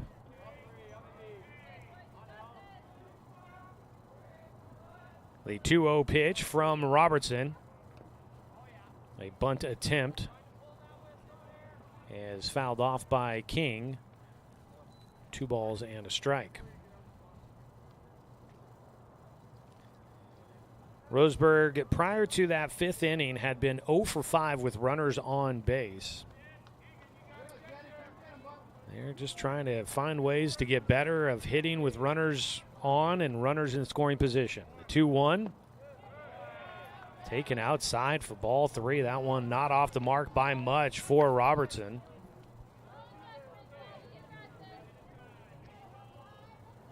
Out at first base is Caden Austin after his ground ball single through the middle. Throw to first base, not in time. Roden over there applying the tag and keeping it glued to the shoulder of Caden Austin as he tried to get up. 3-1 pitch. Bunt popped up, possibly playable. It is. Back to first base goes Caden Austin. The sacrifice bunt attempt does not work out for King. But thankfully it does not turn into a double play for Roseburg as Austin got a good read on it, gets back to the bag, and avoids getting doubled off on the pop-up. Brings up Brooks Avery, who is 1 for 3 on the day. Last time reached on an error and eventually would come around to score the first run of the game for the Indians. He got on and then got to second on a little bit of controversy after colliding with the second baseman on a ground ball. He takes low for ball 1. They eventually ruled that it was not runner's interference as he was in the base path.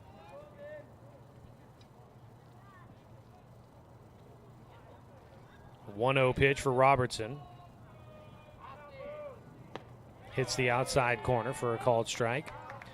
Second time through the lineup here for the reliever, Jedediah Robertson. Starter Tristan Malari will not factor into the decision in this game after pitching 4 shutout innings. Low, 2 balls and a strike for Avery.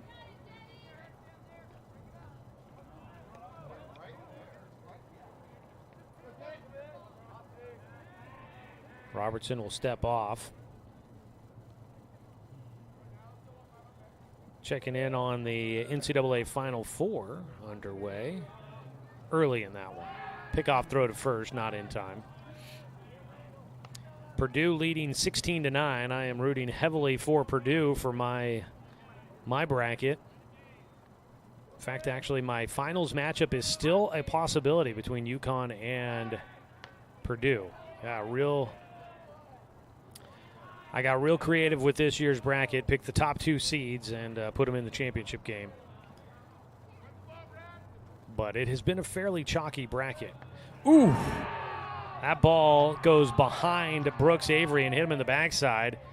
I'm hoping it maybe hit his sliding glove in his back pocket. It looked like it caught him in the small of his back.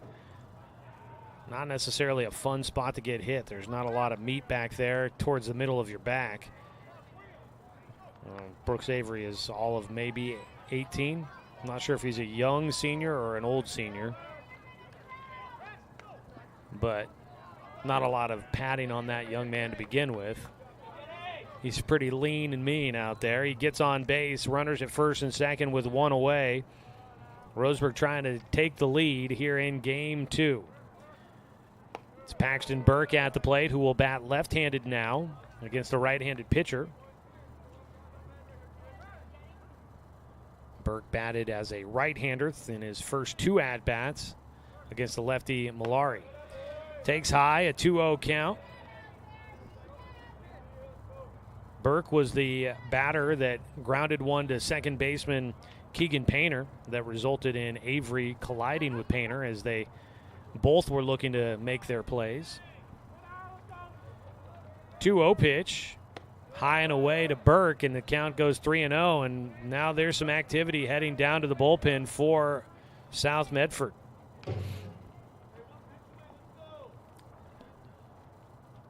Burke at the plate, a 3-0 count. A walk would load him up here with one away.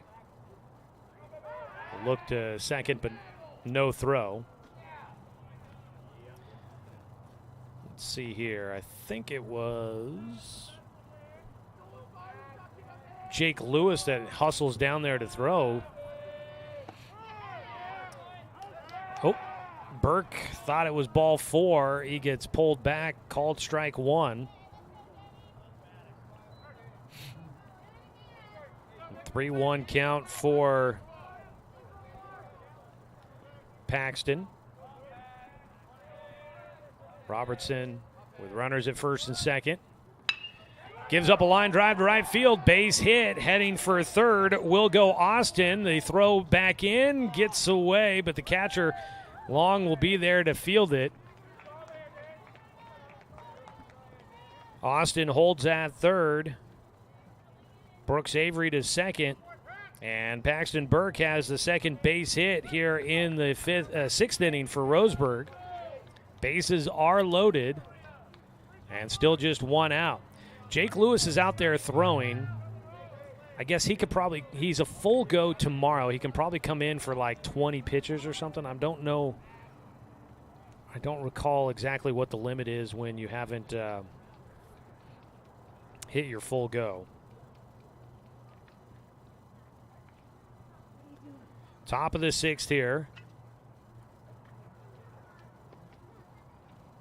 Bases loaded for Roseburg, one out. And a visit out to the mound for the Panthers, bringing everybody in. Just one out. Roseburg looking to try and capitalize here. I want to say thanks to hopefully maybe some of them are listening, but anybody that signed up to join us in our radio station bracket challenge. It was kind of thrown together last minute this year, and pride and bragging rights are all that are on the line, but I'm going to say that I feel pretty good about it. I'm in second place right now and got a good chance of possibly winning that thing with Purdue. Still a chance to be the national champion as I predicted. First pitch in the dirt to Dane St. Clair for ball 1. But hopefully your bracket's not too busted. It's been a fun tournament, that's for sure. Women's games yesterday were exciting. It's been a good all-around March and now into early April for the NCAA. Strike taken on the outside corner for St. Clair. He's got himself a 1-1 count, one out, bases loaded. Roseburg trying to put a crooked number on the board and take the lead for the first time here in Game 2. St. Clair takes another strike.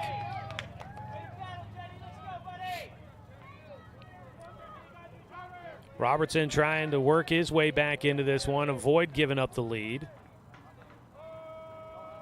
A 1-2 pitch. Got him to swing and miss. Big strikeout there for the Panthers. Second strikeout in the game for Robertson. Comes in a big moment to get the second out here in the sixth. And Jake Johnson will stand in. Jake is 1 for 3 in this one. Flew out to the first baseman his last time up on infield fly. That also came with the bases loaded. He takes high for ball 1.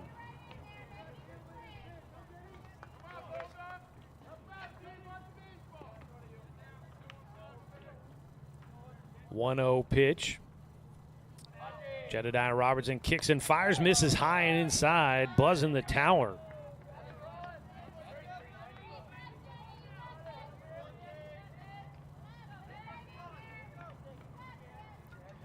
Two-0 count for Johnson. Jake, ground ball. Ooh, that was foul by inches. Strike 1 for Jake. That ball bounced on the base path and goes right by the bag, kicking up some chalk, but going past the bag in foul territory, according to the home plate umpire. 2-1 count for Johnson. Takes low and outside, a 3-1 count, and the 3-1 pitch has got to be there. There is nowhere to put a runner. Jedediah Robertson, 3-1 pitch. Ball 4, and Roseburg will have a 3-2 lead. Bases loaded walk to Jake Johnson. Picks up an RBI. Coming in to score will be Austin. Brooks Avery is up to third. Paxton Burke at second.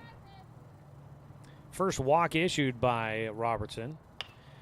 He'll first pitch swinging. Pop fly into shallow left field. Calling for it is Gannon Jones, and he'll make the catch. And finish things off here in the 6th inning. But Roseburg capitalizes on the bases loaded, gets a walk, and they're able to put a run on the board.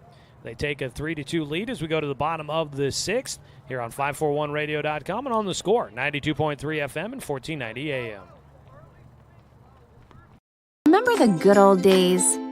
When you didn't have to make an appointment or wait in line for an hour just to talk to your teller? When businesses were local and gave back to the community? At Cascade Community Credit Union, there are some things will never change. We're the only credit union or bank headquartered in Douglas County, and making our members a priority has always been our priority. For easy and simplified banking, visit CCCU. No appointment, just come on in.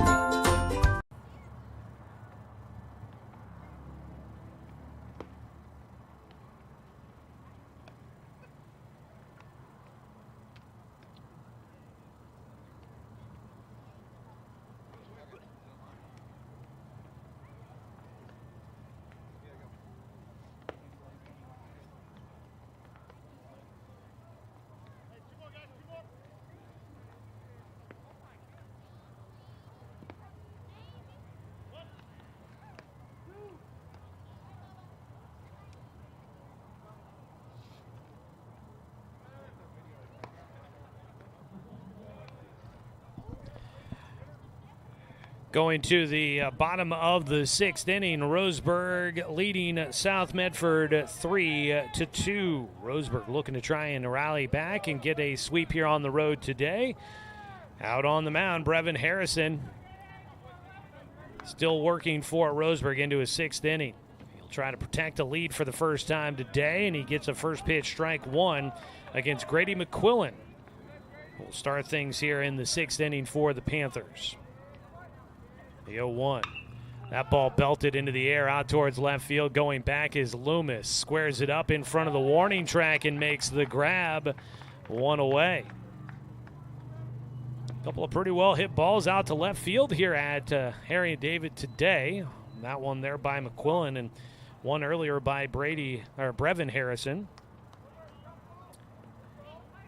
But they have not had the distance to get out of here. The wind was blowing out that direction before the game got underway, but it's been pretty calm on the wind front here today, which is nice. 1-0 count to start things for Cooper Mitchell, who stands in with 1 out and nobody on. He'll hit a line drive shot, just gets over the glove of the shortstop, Brooks Avery. Boy, you could watch him loading up, trying to time that one out perfectly, and he got up there pretty close.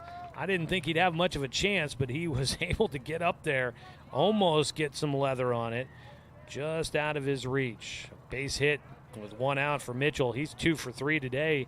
Also has a double to his tally. 1 on, 1 away. Gannon Jones will bat and fouls off the first pitch.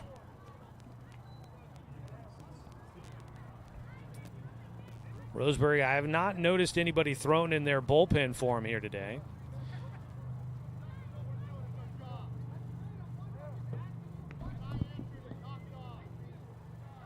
And apparently still some warnings from the umpires here to the coaching staff for South Medford. Coach Moody in the third base coach's box, I think trying to say, I'm doing what you asked me, but I'm not sure. And right now, Harrison is talking with one of the field umpires.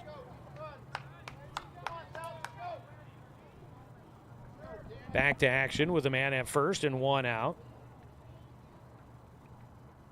The 0-1 pitch. Check swing, tried to hold off. Jones could not get the bat out of the way as he deflects that one towards the Roseburg dugout down the first base side. 0-2 count.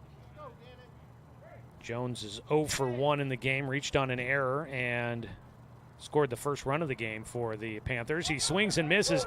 Ball in the dirt. Throw down to first base. They get one. And up to second base goes Mitchell. So Mitchell will take second. Gannon Jones.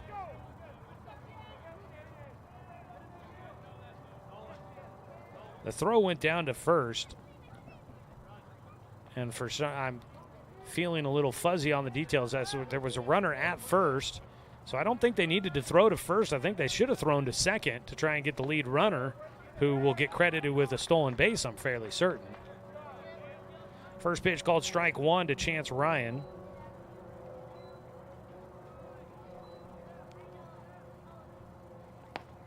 Pitch high and away, 1-1 count.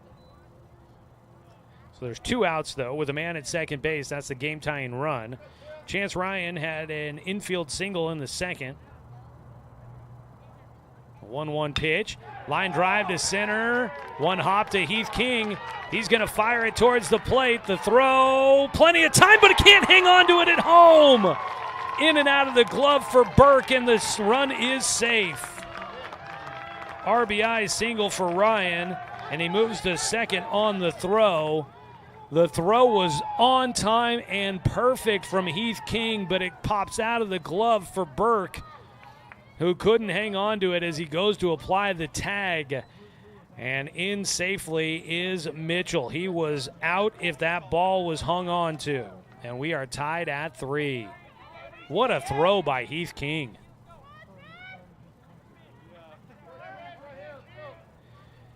So we're tied at 3, still 2 outs, and a man back in scoring position. That'll be the go-ahead run for South Medford.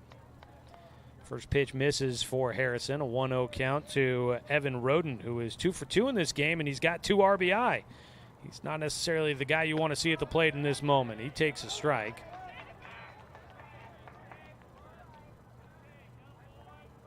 King was setting up that he knew that ball was going to drop in front of him. He set himself up perfectly to make a great throw to the plate. Ball lifted towards left field. Very playable out there for Loomis. Makes the catch to retire the side. But not before South Medford gets a clutch 2-out single from Chance Ryan to tie this one up. 3-3 going to the 7th inning. Don't go anywhere, folks. Back after a 1-minute timeout here on 541radio.com and on the Score, 92.3 FM and 1490 AM. Copy.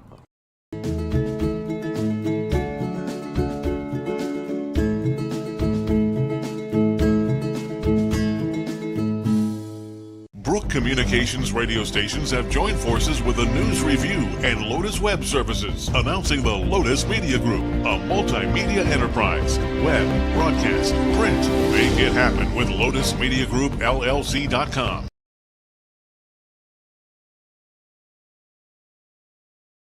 If there's a runner at first, they didn't need to throw to first on that one, right? Yeah, the runner at first. Or, I mean, the batter was out, but so it's a stolen base for the runner at first, is what I think.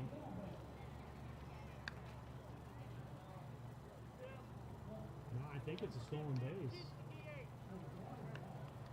The batter was out. So yeah, I should have thrown it to second.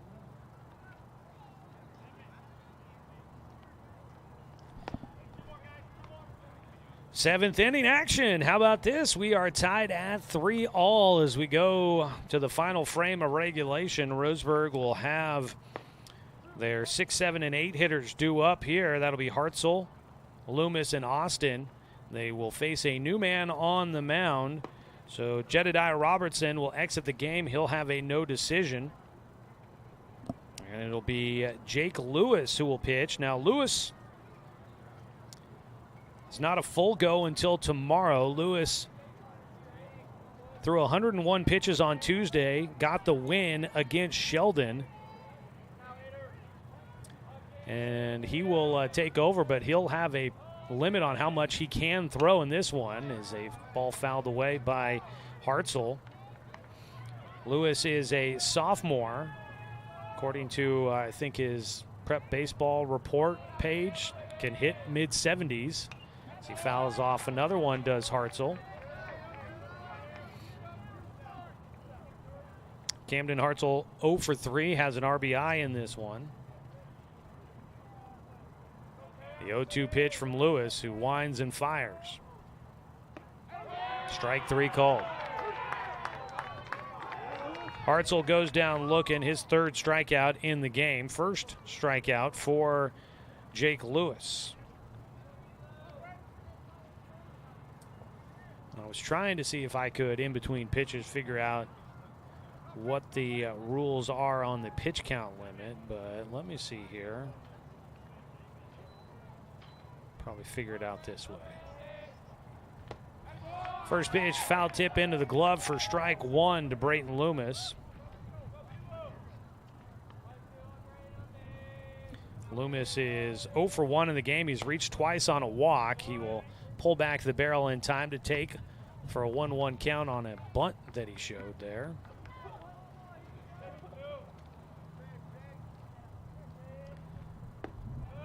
Takes another strike as Lewis has come on, and he is peppering the strike zone here.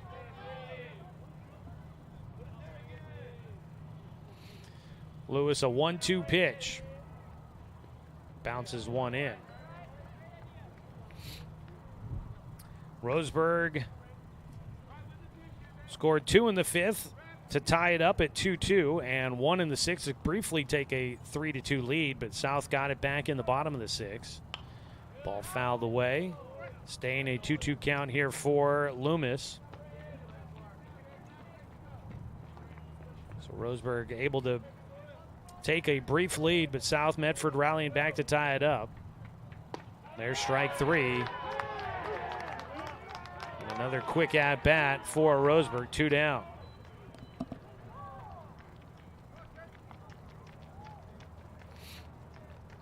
Two away, and it'll be up to Caden Austin to try and give Roseburg a chance to keep this one or finish it in regulation. They would need the lead and 3 outs in the bottom of the 7th. Pitch outside, ball 1.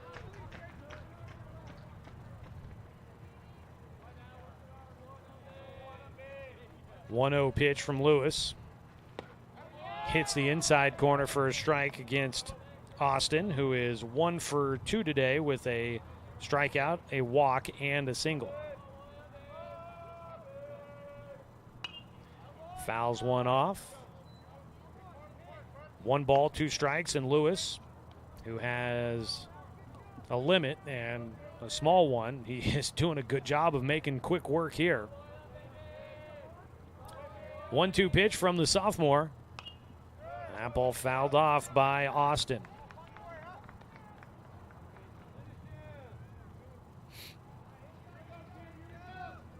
One ball, 2 strikes. With 2 out, nobody on here in the top of the 7th. Ground ball up the middle will get in for a base hit, and Caden Austin has a couple of hits in this one and will continue this 7th inning a little bit longer. 2 down. And it'll be up to Heath King to try and keep things going. The go-ahead runner on at first. King so far 0 for 3 in this one. Pops up the first pitch, out of play.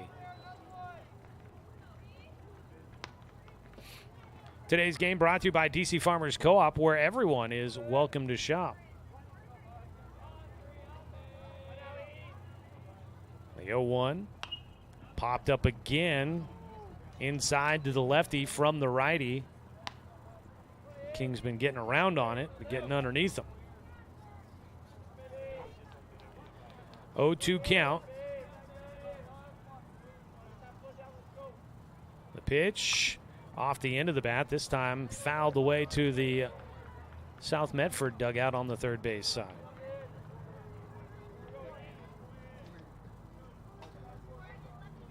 Needing one more strike here, Jake Lewis with a man at first. The 0-2 pitch misses low.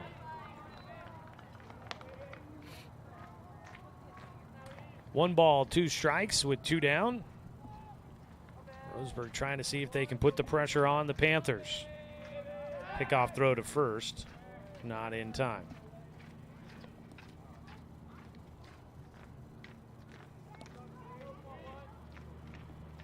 Lewis trying to get a final strike here. There it is. Gets the strike on the inside corner. Strikes out the side. Gives up a hit. But he gets 3 strikeouts looking to finish Roseburg off here in the top of the 7th. So now it's the Panthers that look to try and capitalize and win it in the bottom of the 7th inning.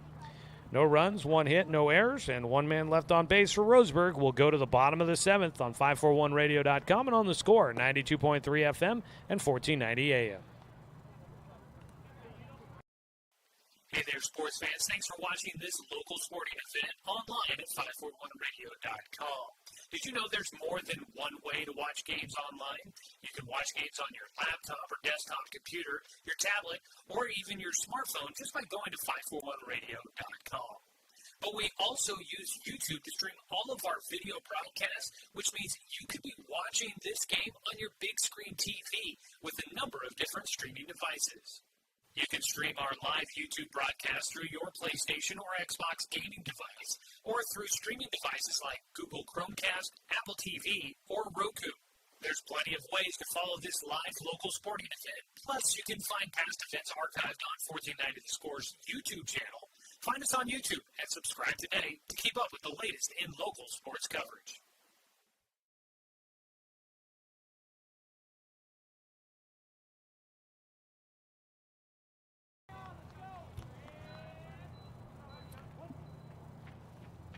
Roseburg will be looking for 3 outs here in the 7th to try and force it into extra innings, and they will look to Brevin Harrison to try and get him there. He fires a first pitch strike as he finishes out his 3rd time through the lineup against the 9-hitter. Brad Love will take low for ball 1, a 1-1 count. Today's game brought to you by Cascade Community Credit Union, belong to Douglas County. 1-1 pitch from Harrison. Hits the outside corner. Brev has gone 6 innings so far. He's given up 6 hits. He does have a couple of strikeouts. 1-2. Won't get another one there. Misses outside. 2 balls, 2 strikes. 3 strikeouts in the game for Harrison. The 2-2. Ground ball, third base, high chop.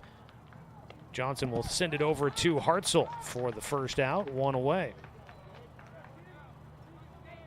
Top of the order. South Medford in a tie ball game with Roseburg, 3-3 here in the 7th. Keegan Painter will bat. He is 0 for 3.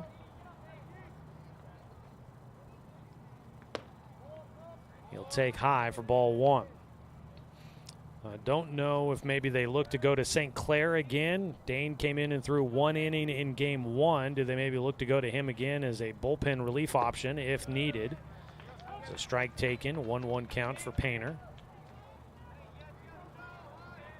That would be an easy switch defensively. Harrison could go to right. St. Clair could go to the mound. 1-1 pitch. Swung on and missed. Painter finds himself with a 1-2 count. 1 out here in the 7th inning.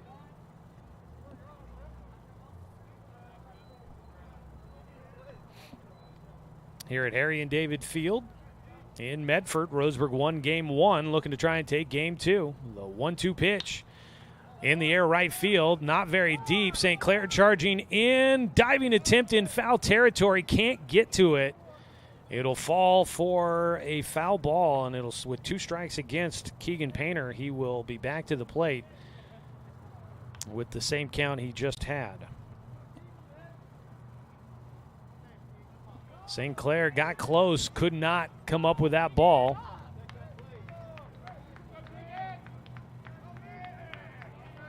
So he'll set up back in right field again. Back to the plate we go, a 1-2 pitch for Harrison. Out of his windup. Misses low for a 2-2 count. Camden Hartzell could be an option as a reliever as well for Roseburg. but I haven't noticed anybody throwing in the bullpen, so at any point, so I'm not sure who they might be looking to as their possible relief option. 2-2 pitch popped up right side. This more playable for St. Clair, and he will squeeze the leather for the second out. 2 down. That'll bring up Caleb Long. Long is 0 for 2 in the game with a walk in there.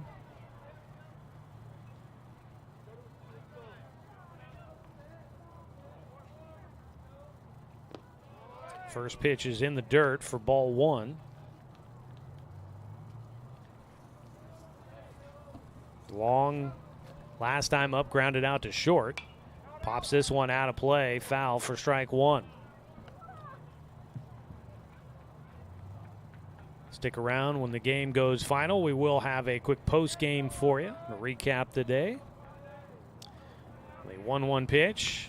Off the hands, pop back coming our direction. That's looked playable for B.G. Gould. I'm not sure if he made an attempt. That'll be strike 2 here in the press box. The 1-2 pitch. Line drive goes right to Caden Austin at second base, and Austin there for the grab, and we're headed to extras. No runs, no hits, no errors, and nobody left on. Brevin Harrison with a 7-inning ball game so far. He has done a nice job to keep Roseburg in this one. We'll see how much longer he's out there. We go to the 8th. Roseburg looking to try and find a way to capitalize as they have the top of the order coming up on 541radio.com and on the Score, 92.3 FM and 1490 AM. To us, pizza the way it ought to be isn't just our slogan. It's our promise and our passion to give you the best dining experience and the best tasting pizza you expect. For over 40 years, we've been making pizza the way it ought to be. Handmade with the freshest and finest ingredients. Our dough is made fresh daily, and we use 100% whole milk mozzarella cheese and toppings edge to edge. There's pizza, and then there's Mountain Mike's Pizza. Pizza the way it ought to be. My wife and I moved to Oregon to raise a family, set our roots, and to have a lot of fun outdoors. We quickly realized that we needed a truck or a rig for the projects that we were doing in our backyard. When we were looking to find a place to finance our truck, we asked our patients, and everyone recommended Cascade Community Credit Union. It was so easy to work with Cascade. Everything was done via email, phone, and we didn't even need to go in. I can't wait to finish up the projects in the backyard, go on more adventures in our truck with our boys, and I look forward to working with Cascade again in the future.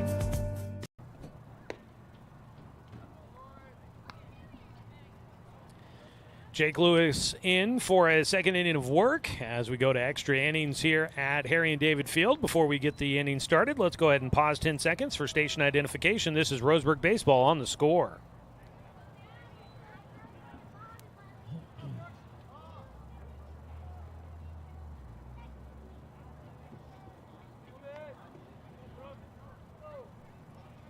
Brooks Avery will lead things off for the Tribe. First pitch from Lewis misses low for ball 1. Jake Lewis came in and faced 4 batters, got 3 strikeouts in the 7th inning as he came in relief. The 1-0 pitch for Avery is outside for a 2-0 count. Well, I was trying hard to find out what the pitch count limit would be for Lewis here, but trying to do it on my phone in between pitches and reading a lengthy document from the OSAA, I could not find it. So just believe, I think it's somewhere in the 20 pitch range for a guy that hasn't had his full amount of rest since his last start, and he went over 80 pitches, so he needs like a full 4 days. The 3-0 pitch to Avery misses high for ball 4, and the go-ahead runner is on base to lead things off here in the 8th.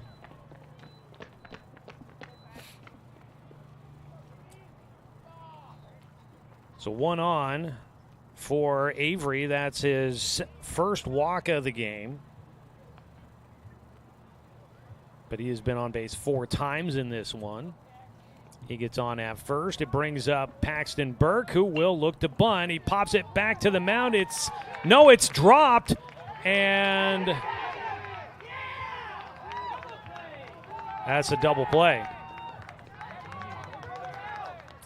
He didn't catch it. It was bobbled on the mound.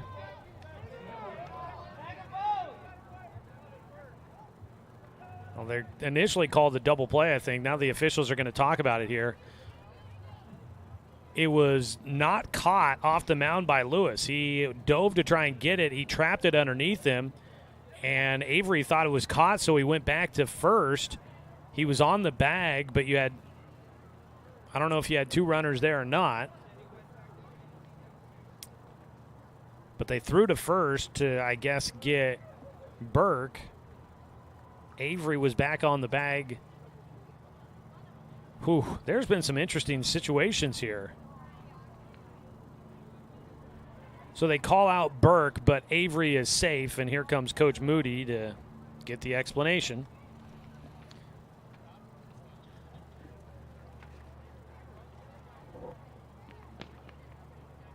I mean, it's honestly, it's one of those things that you don't hardly ever see. Can a runner go back to first?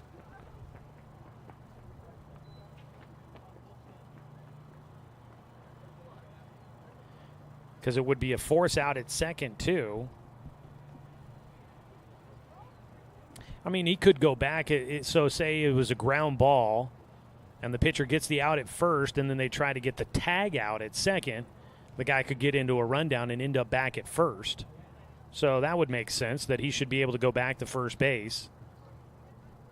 I don't know if there's anything in the rules about two guys being on the bag at once, what happens in those situations necessarily.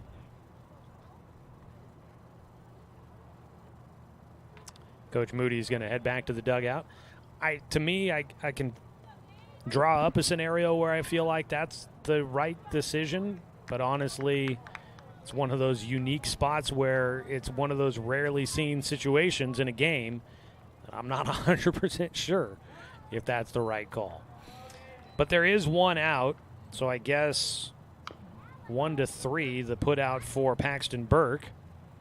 One down and a foul ball on the first pitch by Dane St. Clair. Fouled it off his front foot. Now here comes Coach Moody out of the dugout. As mentioned, it's a short leash for Jake Lewis, and he's got to hand over the baseball. He did a good job. He faced a total of 6 batters and recorded 4 outs, 3 of them by strikeouts.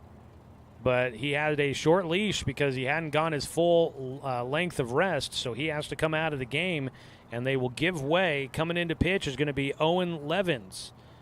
The junior right-hander will take over. We're going to go ahead and get a 1-minute break to get caught up with all the changes.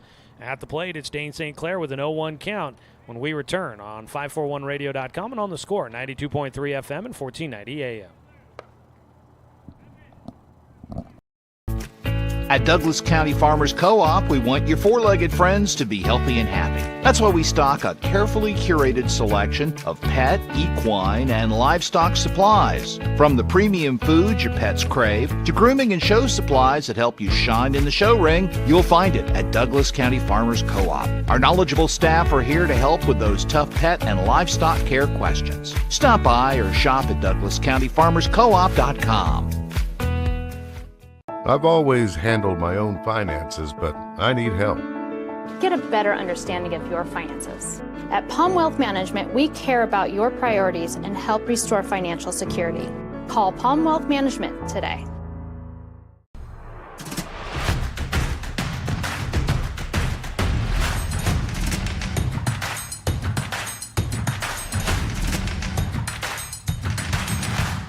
Mountain Mike's, pizza the way it ought to be.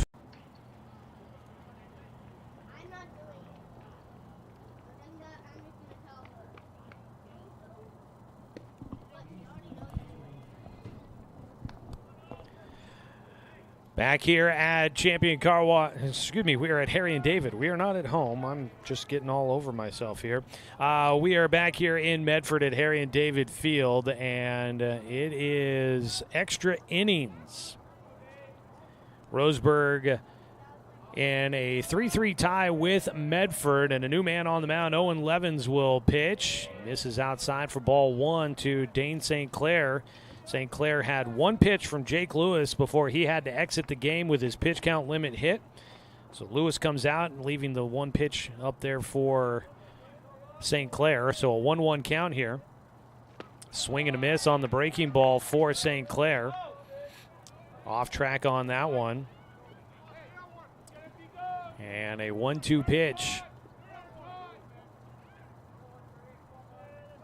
to Big Red here, looking to try and cash in and see if he could get something going for Roseburg. Taking off and running, throw him out. Nope, won't get him at second base. The ball ricochets into right field, but Avery did not have a chance to get up and spot the ball, so he'll stay at second as he steals second, but at the plate, St. Clair strikes out. That is his third strikeout of the game. 2 down, a man in scoring position for Roseburg. And that'll bring up Jake Johnson. Johnson 1 for 3 on the day, had an RBI bases loaded walk. Back in the 6th inning, that gave Roseburg, at the time, a 3-2 lead, but they could not hang on to it. Ball goes through the legs of the catcher long, up to third base. Will go Avery easily on the pass ball. And now Jake Johnson has a chance to try and give Roseburg a lead with a base hit. Has a real good chance at that with Avery at third. Got to be leery of another ball that goes by. Johnson reaches low, skies one out towards left. Coming under is Chance Ryan there to make the catch. Not what they needed there for the Indians. Final out made here in the top of the 8th, leaving the go-ahead runner at third. No runs, there were no hits, no errors, and one man left on base. So we'll go to the bottom of the 8th inning, and Roseburg still trotting out Brevin Harrison for his 8th inning of work in this one. We'll come back after this on 541radio.com and on the Score, 92.3 FM and 1490 AM.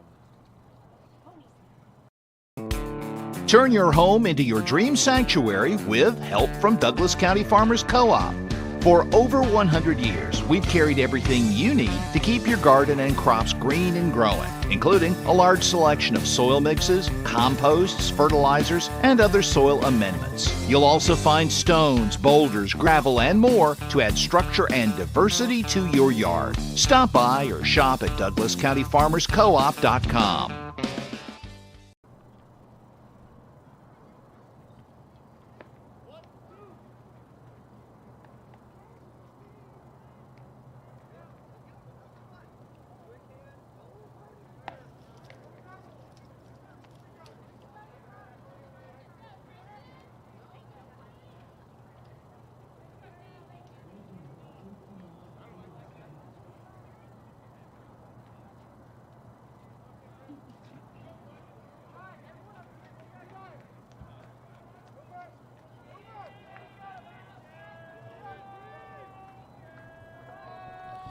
Brevin Harrison out there working first pitch, swinging. Tristan Malari sends it to center where Heath King is able to run underneath it as we welcome you back for the bottom of the 8th inning. Tristan Malari now 0 for 4 in the ballgame against Brevin Harrison. 1 pitch, 1 out. That is the formula Roseburg likes right there. As we welcome you back, we are tied at 3-all. Roseburg had the game-tying run at third, or excuse me, the go-ahead run at third in the top half of the 8th, but unable to bring in Brooks Avery. First pitch fouled off by Grady McQuillan, who was 0 for 3 in the ballgame. 0-1 count for Harrison, who winds and fires. Ground ball towards short. Brooks Avery whips it over to first base. Camden Hartzell there for the second out. 2 away, and Brevin Harrison looking to try and make it a quick one here. Needs 1 more out. It'll be Cooper Mitchell, who has been a tough out here today. 2 for 3 in this one with 2 runs scored. First pitch, outside edge for strike 1. This game had been moving along. Both games have been going on at a pretty good pace. I like, it's moving along nicely. But here, game 2, free baseball for you. This ball fouled away. Strike 2 for Mitchell.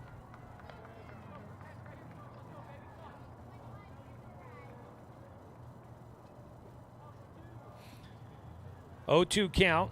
with 2 down and nobody on for Cooper Mitchell. Takes in the dirt.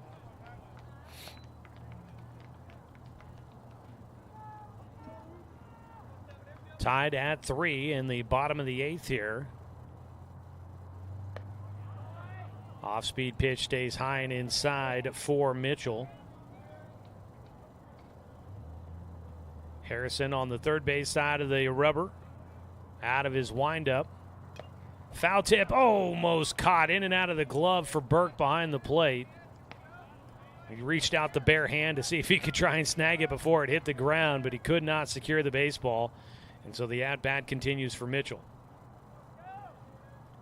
2-2. Popped up right side.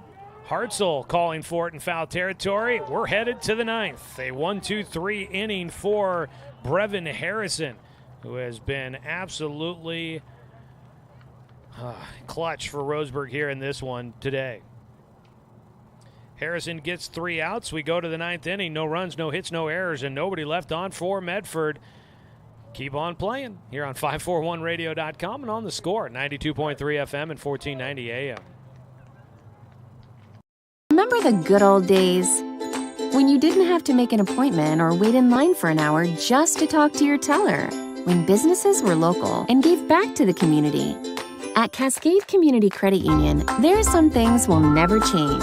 We're the only credit union or bank headquartered in Douglas County, and making our members a priority has always been our priority. For easy and simplified banking, visit CCCU. No appointment, just come on in.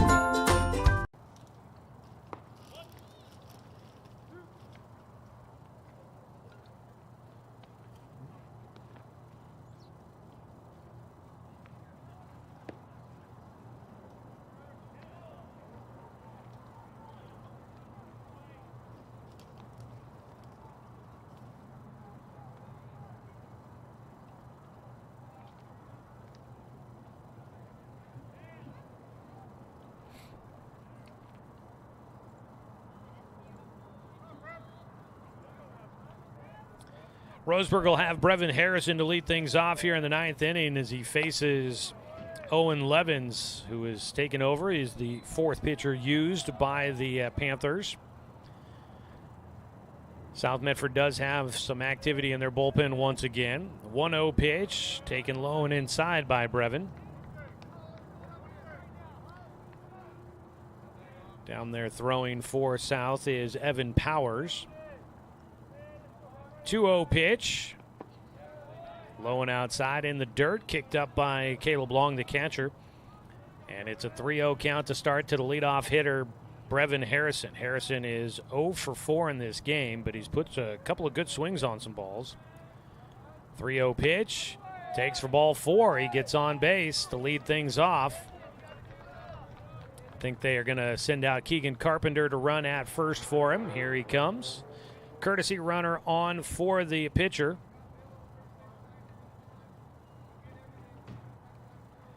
After the leadoff walk by Levins. Up to bat is going to be Camden Hartzell, who is 0 for 4 in this one. A couple of 3 strikeouts for him, facing the new pitcher for the first time. Hartzell does have an RBI ground out back in the 5th inning. Has not been a lot of hits for either side, a total of 6 apiece in this one. Wind has picked up some. It's now blowing in from left field. Felt like it was blowing through the window a little bit as it blows in at us. Pickoff throw to first base. Carpenter back in safely.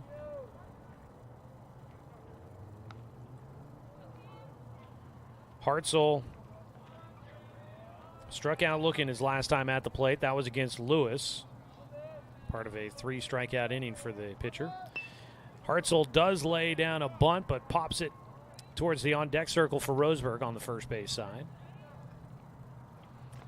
Roseburg's been trying to play small ball throughout this second game of the day. After doing so pretty well in game 1, they haven't been quite as successful as they would have liked here in game 2. Squaring the bunt again, Hartzell pulls it back and chops at it. He was out in front. He got a pretty decent swing at it, but he got out in front and just got underneath the pitch Sends it to the backstop for strike 2. Live video streaming of today's ballgame brought to you by the Cow Creek Tribe.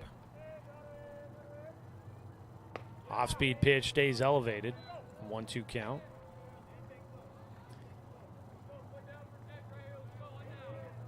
One-two pitch here for Hartzell with Carpenter running for Harrison at first. Levens on the mound, takes his time. He kicks and fires. Hard hit ball goes off the glove of the third baseman, McQuillan. He couldn't handle the line drive, and it trickles into left field. A base hit there for Hartzell, his first on the day. And we've got runners at first and second for Roseburg. That ball was a rocket shot. Almost took the glove off of McQuillan at third. Ricocheted off his glove into left field, and we get a pinch hitter here for Roseburg. Brayton Loomis, who has gotten on base twice. We'll get a pinch hitter for him. And coming in to hit for Roseburg is Cash Richardson. Cash in game 1, he started at third base. Richardson in that one was 0 for 2, was hit by a pitch, put the ball in play twice. That was against Evan Roden. Didn't have a hit, but did put the ball in play. And they might look for him here to try and see if he could lay down a sac bunt, or just looking for him to put the ball in play to a certain position. We'll see what they try to do here. But looking to talk about all of those types of things out there on the mound, Coach Josh Moody meeting with his entire infield. Runners at first and second with nobody out. Top of the 9th inning. Roseburg trying to see if they can sweep a doubleheader on the road against South Medford here today. And the Southwest Conference, the only final we knew of already today was South Eugene beating Sheldon 5-2 in game 1 of that doubleheader. Did not have a final from North Medford and Willamette.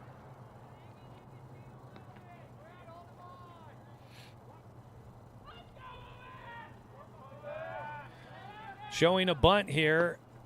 Richardson will take a strike. He pulls it back for strike 1. Runners hold at first and second.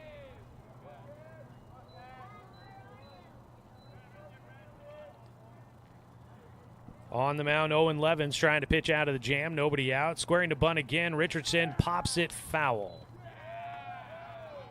Strike 2.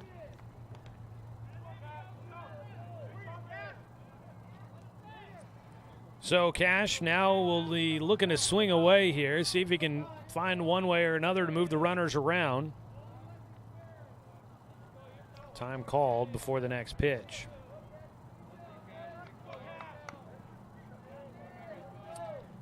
Oh-2 pitch here for Levens. At second base is Brevin Harrison, the go-ahead runner. It's actually Keegan Carpenter running for Harrison, the courtesy runner.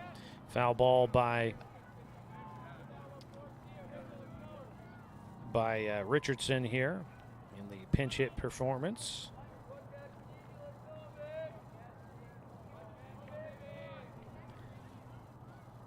The 0-2. Strike 3 called. Richardson watched the breaking ball go by. He tried to get a bit of a defensive swing or defensive roll in there. Maybe that ball stays inside, catches his elbow. Maybe it stays inside and misses the strike zone. It did neither. It found the inside edge for strike 3. That brings up Caden Austin. Austin is 2 for 2 in his last 2 at-bats. He takes high for ball 1. Austin here in this game is 2 for 3 total. He's got a walk, 2 singles, and a run scored. Takes the first pitch for ball 1. Levens, a look back to Carpenter at second. Misses inside for a 2-0 count. Well, South Eugene will sweep Sheldon today, winning game 2 4-3. So the Irish remain winless in conference play. Roseburg will be playing them coming up on Tuesday next week. Pitch high to Caden Austin. The count goes to 3-0.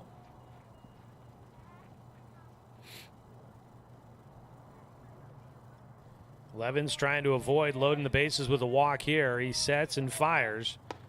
Does catch the outside corner for a called strike. So Austin will see at least one more pitch here. Heath King waits on deck, the 9-hitter.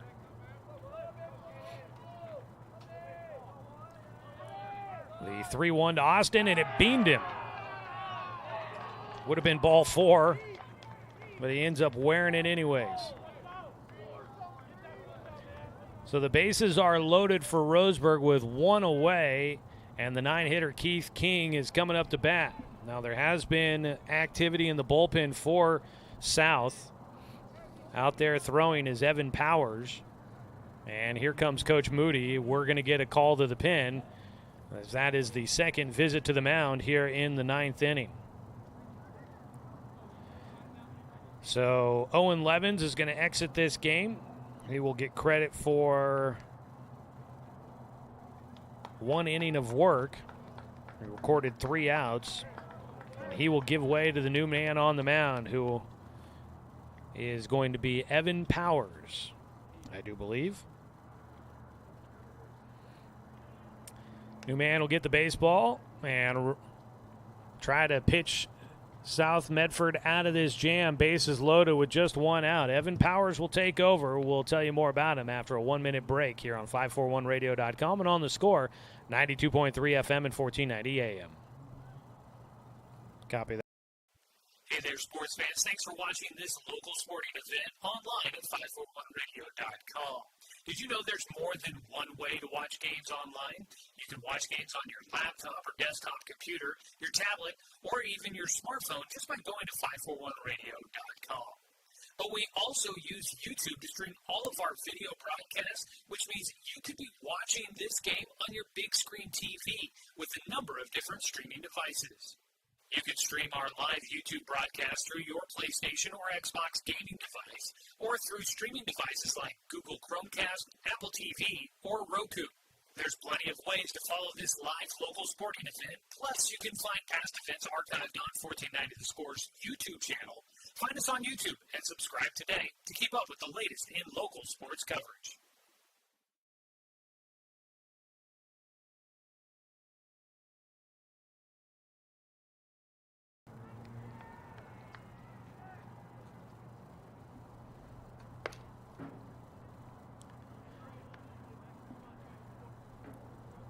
Senior Evan Powers will get a chance to try and keep this a tie ball game. The right-hander will take over for Owen Levens, who goes 1 inning, gave up 1 hit, 2 walks, and 2 strikeouts. He faced 2 batters in the 8th and 4 more here in the 9th. Records 3 outs for the 1 inning of work. But he leaves the bases loaded. He's given up 2 walks and a single here in the 9th inning. And Roseburg has the bases loaded.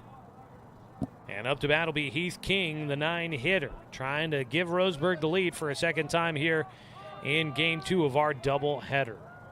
Back here at Harry and David Field. First pitch from the new man is called for a strike.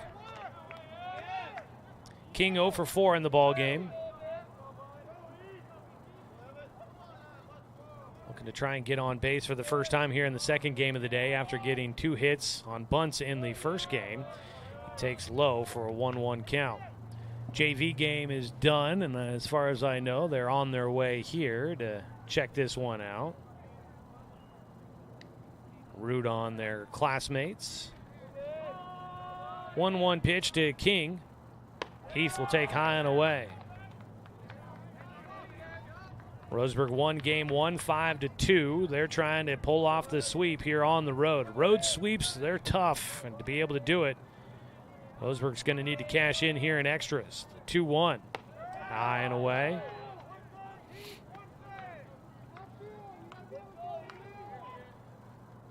Three balls, 1 strike. Hitters count.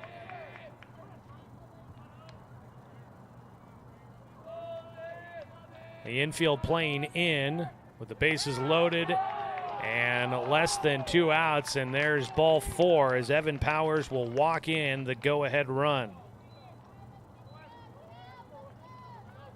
So King will pick up a RBI. Coming in to score is Keegan Carpenter running for Harrison. Camden Hartzell moves to third. Caden Austin to second. And up to bat will be Brooks Avery. Roseburg on top, 4-3. Avery takes the first pitch for ball one. Still just one out. This is the fifth hitter. Sorry, make that the sixth hitter up to the plate for Roseburg here in the ninth. One hit here in this ball game. Also been hit by a pitch and walked for Avery. Skies one right side. It's going to be foul territory. Diving attempt. Unable to get there in time. Keegan Painter, the second baseman, just out of his reach as he goes head first, trying to get to that foul ball and get an out. If he makes that play, it's big to get the second out, but the question might have been, Hartzell, can he tag and score on that one? I mean, I know it's technically it is possible for him to do it. Could he have executed it? Would have been had to get up quick and look to throw there for Painter. Hartzell, a bigger guy, but he could possibly move down the line in time. Another pop-up, this one behind home, long. That ball just into the netting behind home. Caleb Long, the catcher, unable to get there. So Avery, a couple of foul balls that were almost caught for South Medford. Still alive at the plate, has the 2 strikes against it. 1 ball, 2 strikes. Roseburg looking to try and add to a 1-run lead, get some insurance. They'll need 3 outs in the bottom of the ninth to be able to secure the win. Swing and a miss on a breaking ball for Avery. Big strikeout there for Powers. For Powers, his first strikeout. 2 down. Roseburg has 14 strikeouts here in this one.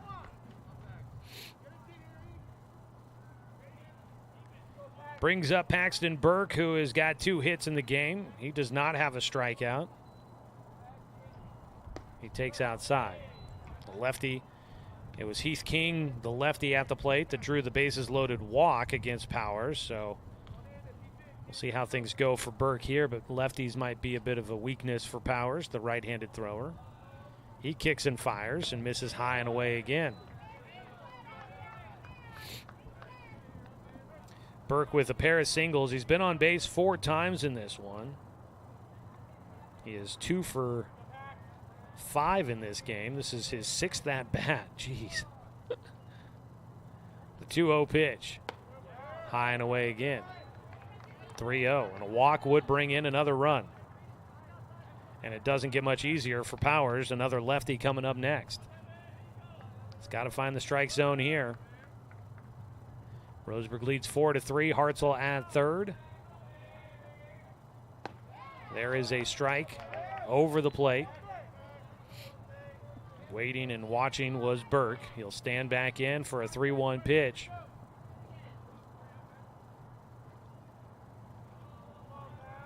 Powers delivers.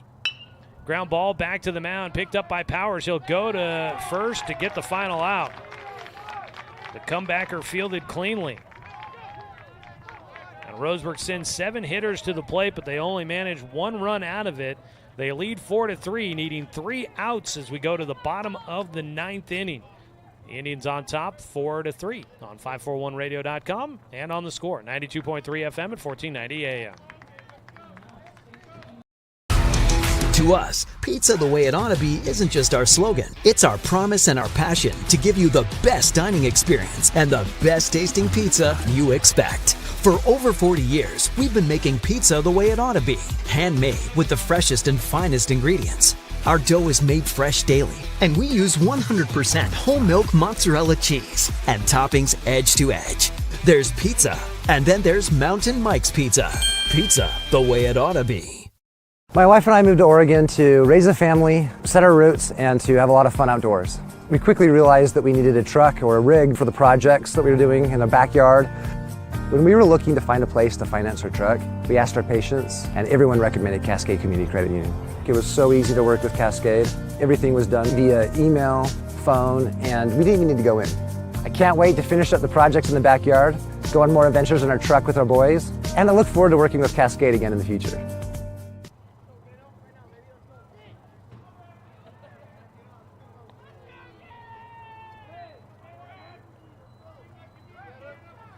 Well, it is Brevin Harrison to try and finish this one off, still on the mound. If he can get it here, see if he can go for a 9-inning complete game. He will face off against Gannon Jones and gets in the first pitch for strike one as we welcome you back here. Only a couple of strikeouts in this game, 3 total for Brevin Harrison, but all strikeouts are brought to you by Chris Hubbard State Farm Insurance. There is a swing and a miss, strike 2 for Gannon Jones. When disaster strikes, it's good to have someone in your corner you can trust. Call Chris with State Farm at 541-672-3301 or visit chrisinsures.com for a quote today. Ground ball right side, picked up by Hartzell. He almost surprised himself with that one. He makes the play at the bag all on his own. One away as Jones is retired. It's going to bring up Chance Ryan, who is 2 for 3 in the game with an RBI single, to his credit. I don't know what the pitch count is for Brevin Harrison, but it feels like he's got to be getting close, but he has just gutted out this one, fires another strike. He hasn't been a strikeout guy, so he hasn't necessarily had to go deep into counts to get outs. He gets another foul ball for a strike. He's looking to see if he can finish it off. He needs just 2 more outs. Got an 0-2 count against Chance Ryan. Roseburg trying to get a sweep here on the road. The 0-2 pitch. Off speed, strike 3 called. Ryan didn't see that coming. He goes down looking, 4th strikeout in the game. Again, strikeouts brought to you by Chris Hubbard, State Farm Insurance.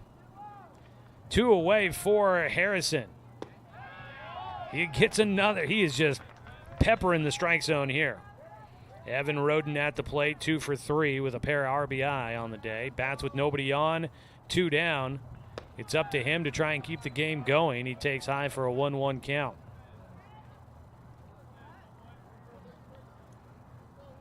South trailing 4-3. Low again. And Harrison falls behind. 2 balls and 1 strike. He'll take a brief moment here as he circles the mound. 2 balls and a strike with 2 down and nobody on base. Ground ball to short, and it goes through the legs for Brooks Avery. And this inning will continue. So there is the game-tying run on at first with 2 down. It'll bring up Brad Love, the 9-hitter, the youngster who got called up with an injury to shortstop Kyle Cope. Gets called up from the JV. He is looking for his first hit here in this game. Takes low for ball 1.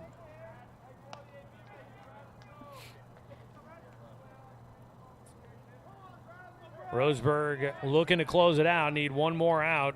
Game tying run is now at first. There's a strike on the outside corner. Evens up the count. 1 ball, 1 strike.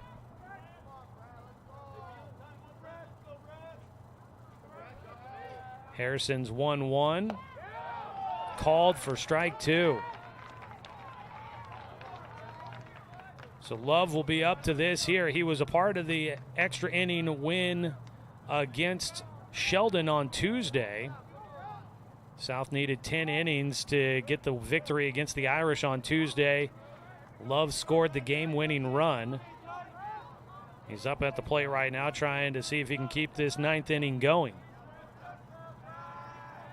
Harrison, the 1-2 pitch, low and inside.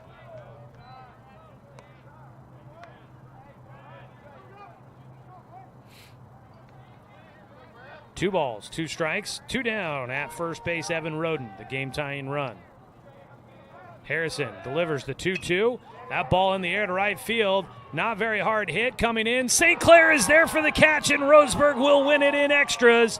Your final score, 4-3. Brevin Harrison with a 9-inning complete game victory on top of South Medford. What a performance for Brevin. You gotta love that young man who got roughed up against South Salem on Tuesday. Comes back tonight with a huge Game 2. Did not get deterred after the Indians were down 2-0. He just kept pitching his way through. Didn't get deterred when Roseburg gave up a one-run lead in the 6th. And he finds his way to finish it out in 9 innings. What a game for Brevin Harrison. Final score, 4-3. Roseburg gets the win. And we'll tell you a little bit more about it and wrap it up for you here when we come back after a quick 2-minute timeout. The Indians sweep the Panthers on the road in Southwest Conference play here on 541radio.com and on the Score, 92.3 FM and 1490 AM. Copy. Successful companies have a very important secret. Good advertising works and makes them money. That's why your business should contact Lotus Media Group. Let us help you cash in with multimedia advertising. Multiple touches from Douglas County's only Google certified partner and most effective advertising platform. Web, broadcast, print. Make it happen. LotusMediaGroupLLC.com. To us, pizza the way it ought to be isn't just our slogan. It's our promise and our passion to give you the best dining experience and the best tasting pizza you expect. For over 40 years, we've been making pizza the way it ought to be. Handmade with the freshest and finest ingredients. Our dough is made fresh daily, and we use 100% whole milk mozzarella cheese and toppings edge to edge. There's pizza, and then there's Mountain Mike's Pizza. Pizza the way it ought to be. Looking for more local sports coverage? CBS Sports Radio 1490 The Score has you covered. Check out our homepage at 541radio.com for sports stories, scores, and podcasts. And follow us on social media. 1490 The Score is on Twitter, Facebook, and Instagram. And take the station with you wherever you go with the 541 Radio app. Download the app in your smartphone's app store and get access to a live stream of the station, sports stories, podcasts, and easy messaging with the station and others. For over 100 years, Douglas County Farmers Co-op has been serving the needs of farmers, ranchers, and homeowners throughout Southern Oregon. Here, everyone is welcome. When you shop with us, you can expect good people, good products, and good advice. No membership needed. Just bring yourself, and we'll provide the expertise and products you need to tackle your next project. Douglas County Farmers Co-op, where everyone is welcome to shop.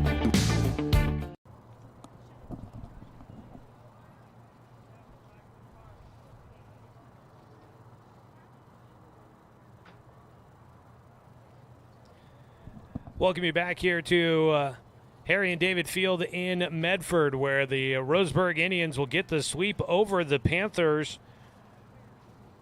And by a score of 4-3 in Game 2. Game 1, they win 5-1. They take Game 2 in 9 innings, extra innings here today. And just an absolutely gutty performance from Brevin Harrison on the mound for Roseburg as he picks up the win, pitching a complete game 9-inning victory. He leads the team in 29 innings pitched, and he gives up only 3 runs through 9 innings in this one. Not too shabby there. That should lower his ERA just a little bit as he improves to 2-2 on the season with the victory. Well, taking a quick look here at how Game 2 played out for us here. It was South Medford leading 1-0 after 2 innings. They added another run in the 4th to lead 2-0. Roseburg tied it in the 5th and would take a 3-2 lead in the top of the 6th, but South would tie it up at 3-all in the bottom of the 6th inning. Roseburg scored 1 in the top of the 9th, and they were able to hold off South Medford in the bottom of the 9th inning, leaving the game-tying run standing at first base. Your final numbers here today: 4 runs on 7 hits, 2 errors, and 16 men left on base for Roseburg. For South Medford, 3 runs on 6 hits, 5 errors, and 6 men left on base. Brevin Harrison gets the win. He improves to 2-2 on the season. Harrison throws all 9 innings, gives up 3 runs on 6 hits, 1 walk, and 4 strikeouts. A heck of a performance for that young man. Taking the loss is going to be Owen Levins, who came out of the bullpen. He threw 1 inning in relief. He is the pitcher of record. He gets credited with the 1 run that was walked in the 9th inning. That was walked in by Evan Powers, but it was a runner that got on off against Levins, and so he gives up the go-ahead run. He allowed 1 hit, had 2 walks and 2 strikeouts. He is the pitcher credited with the loss in this one. 5 pitchers used total for South Medford in this one.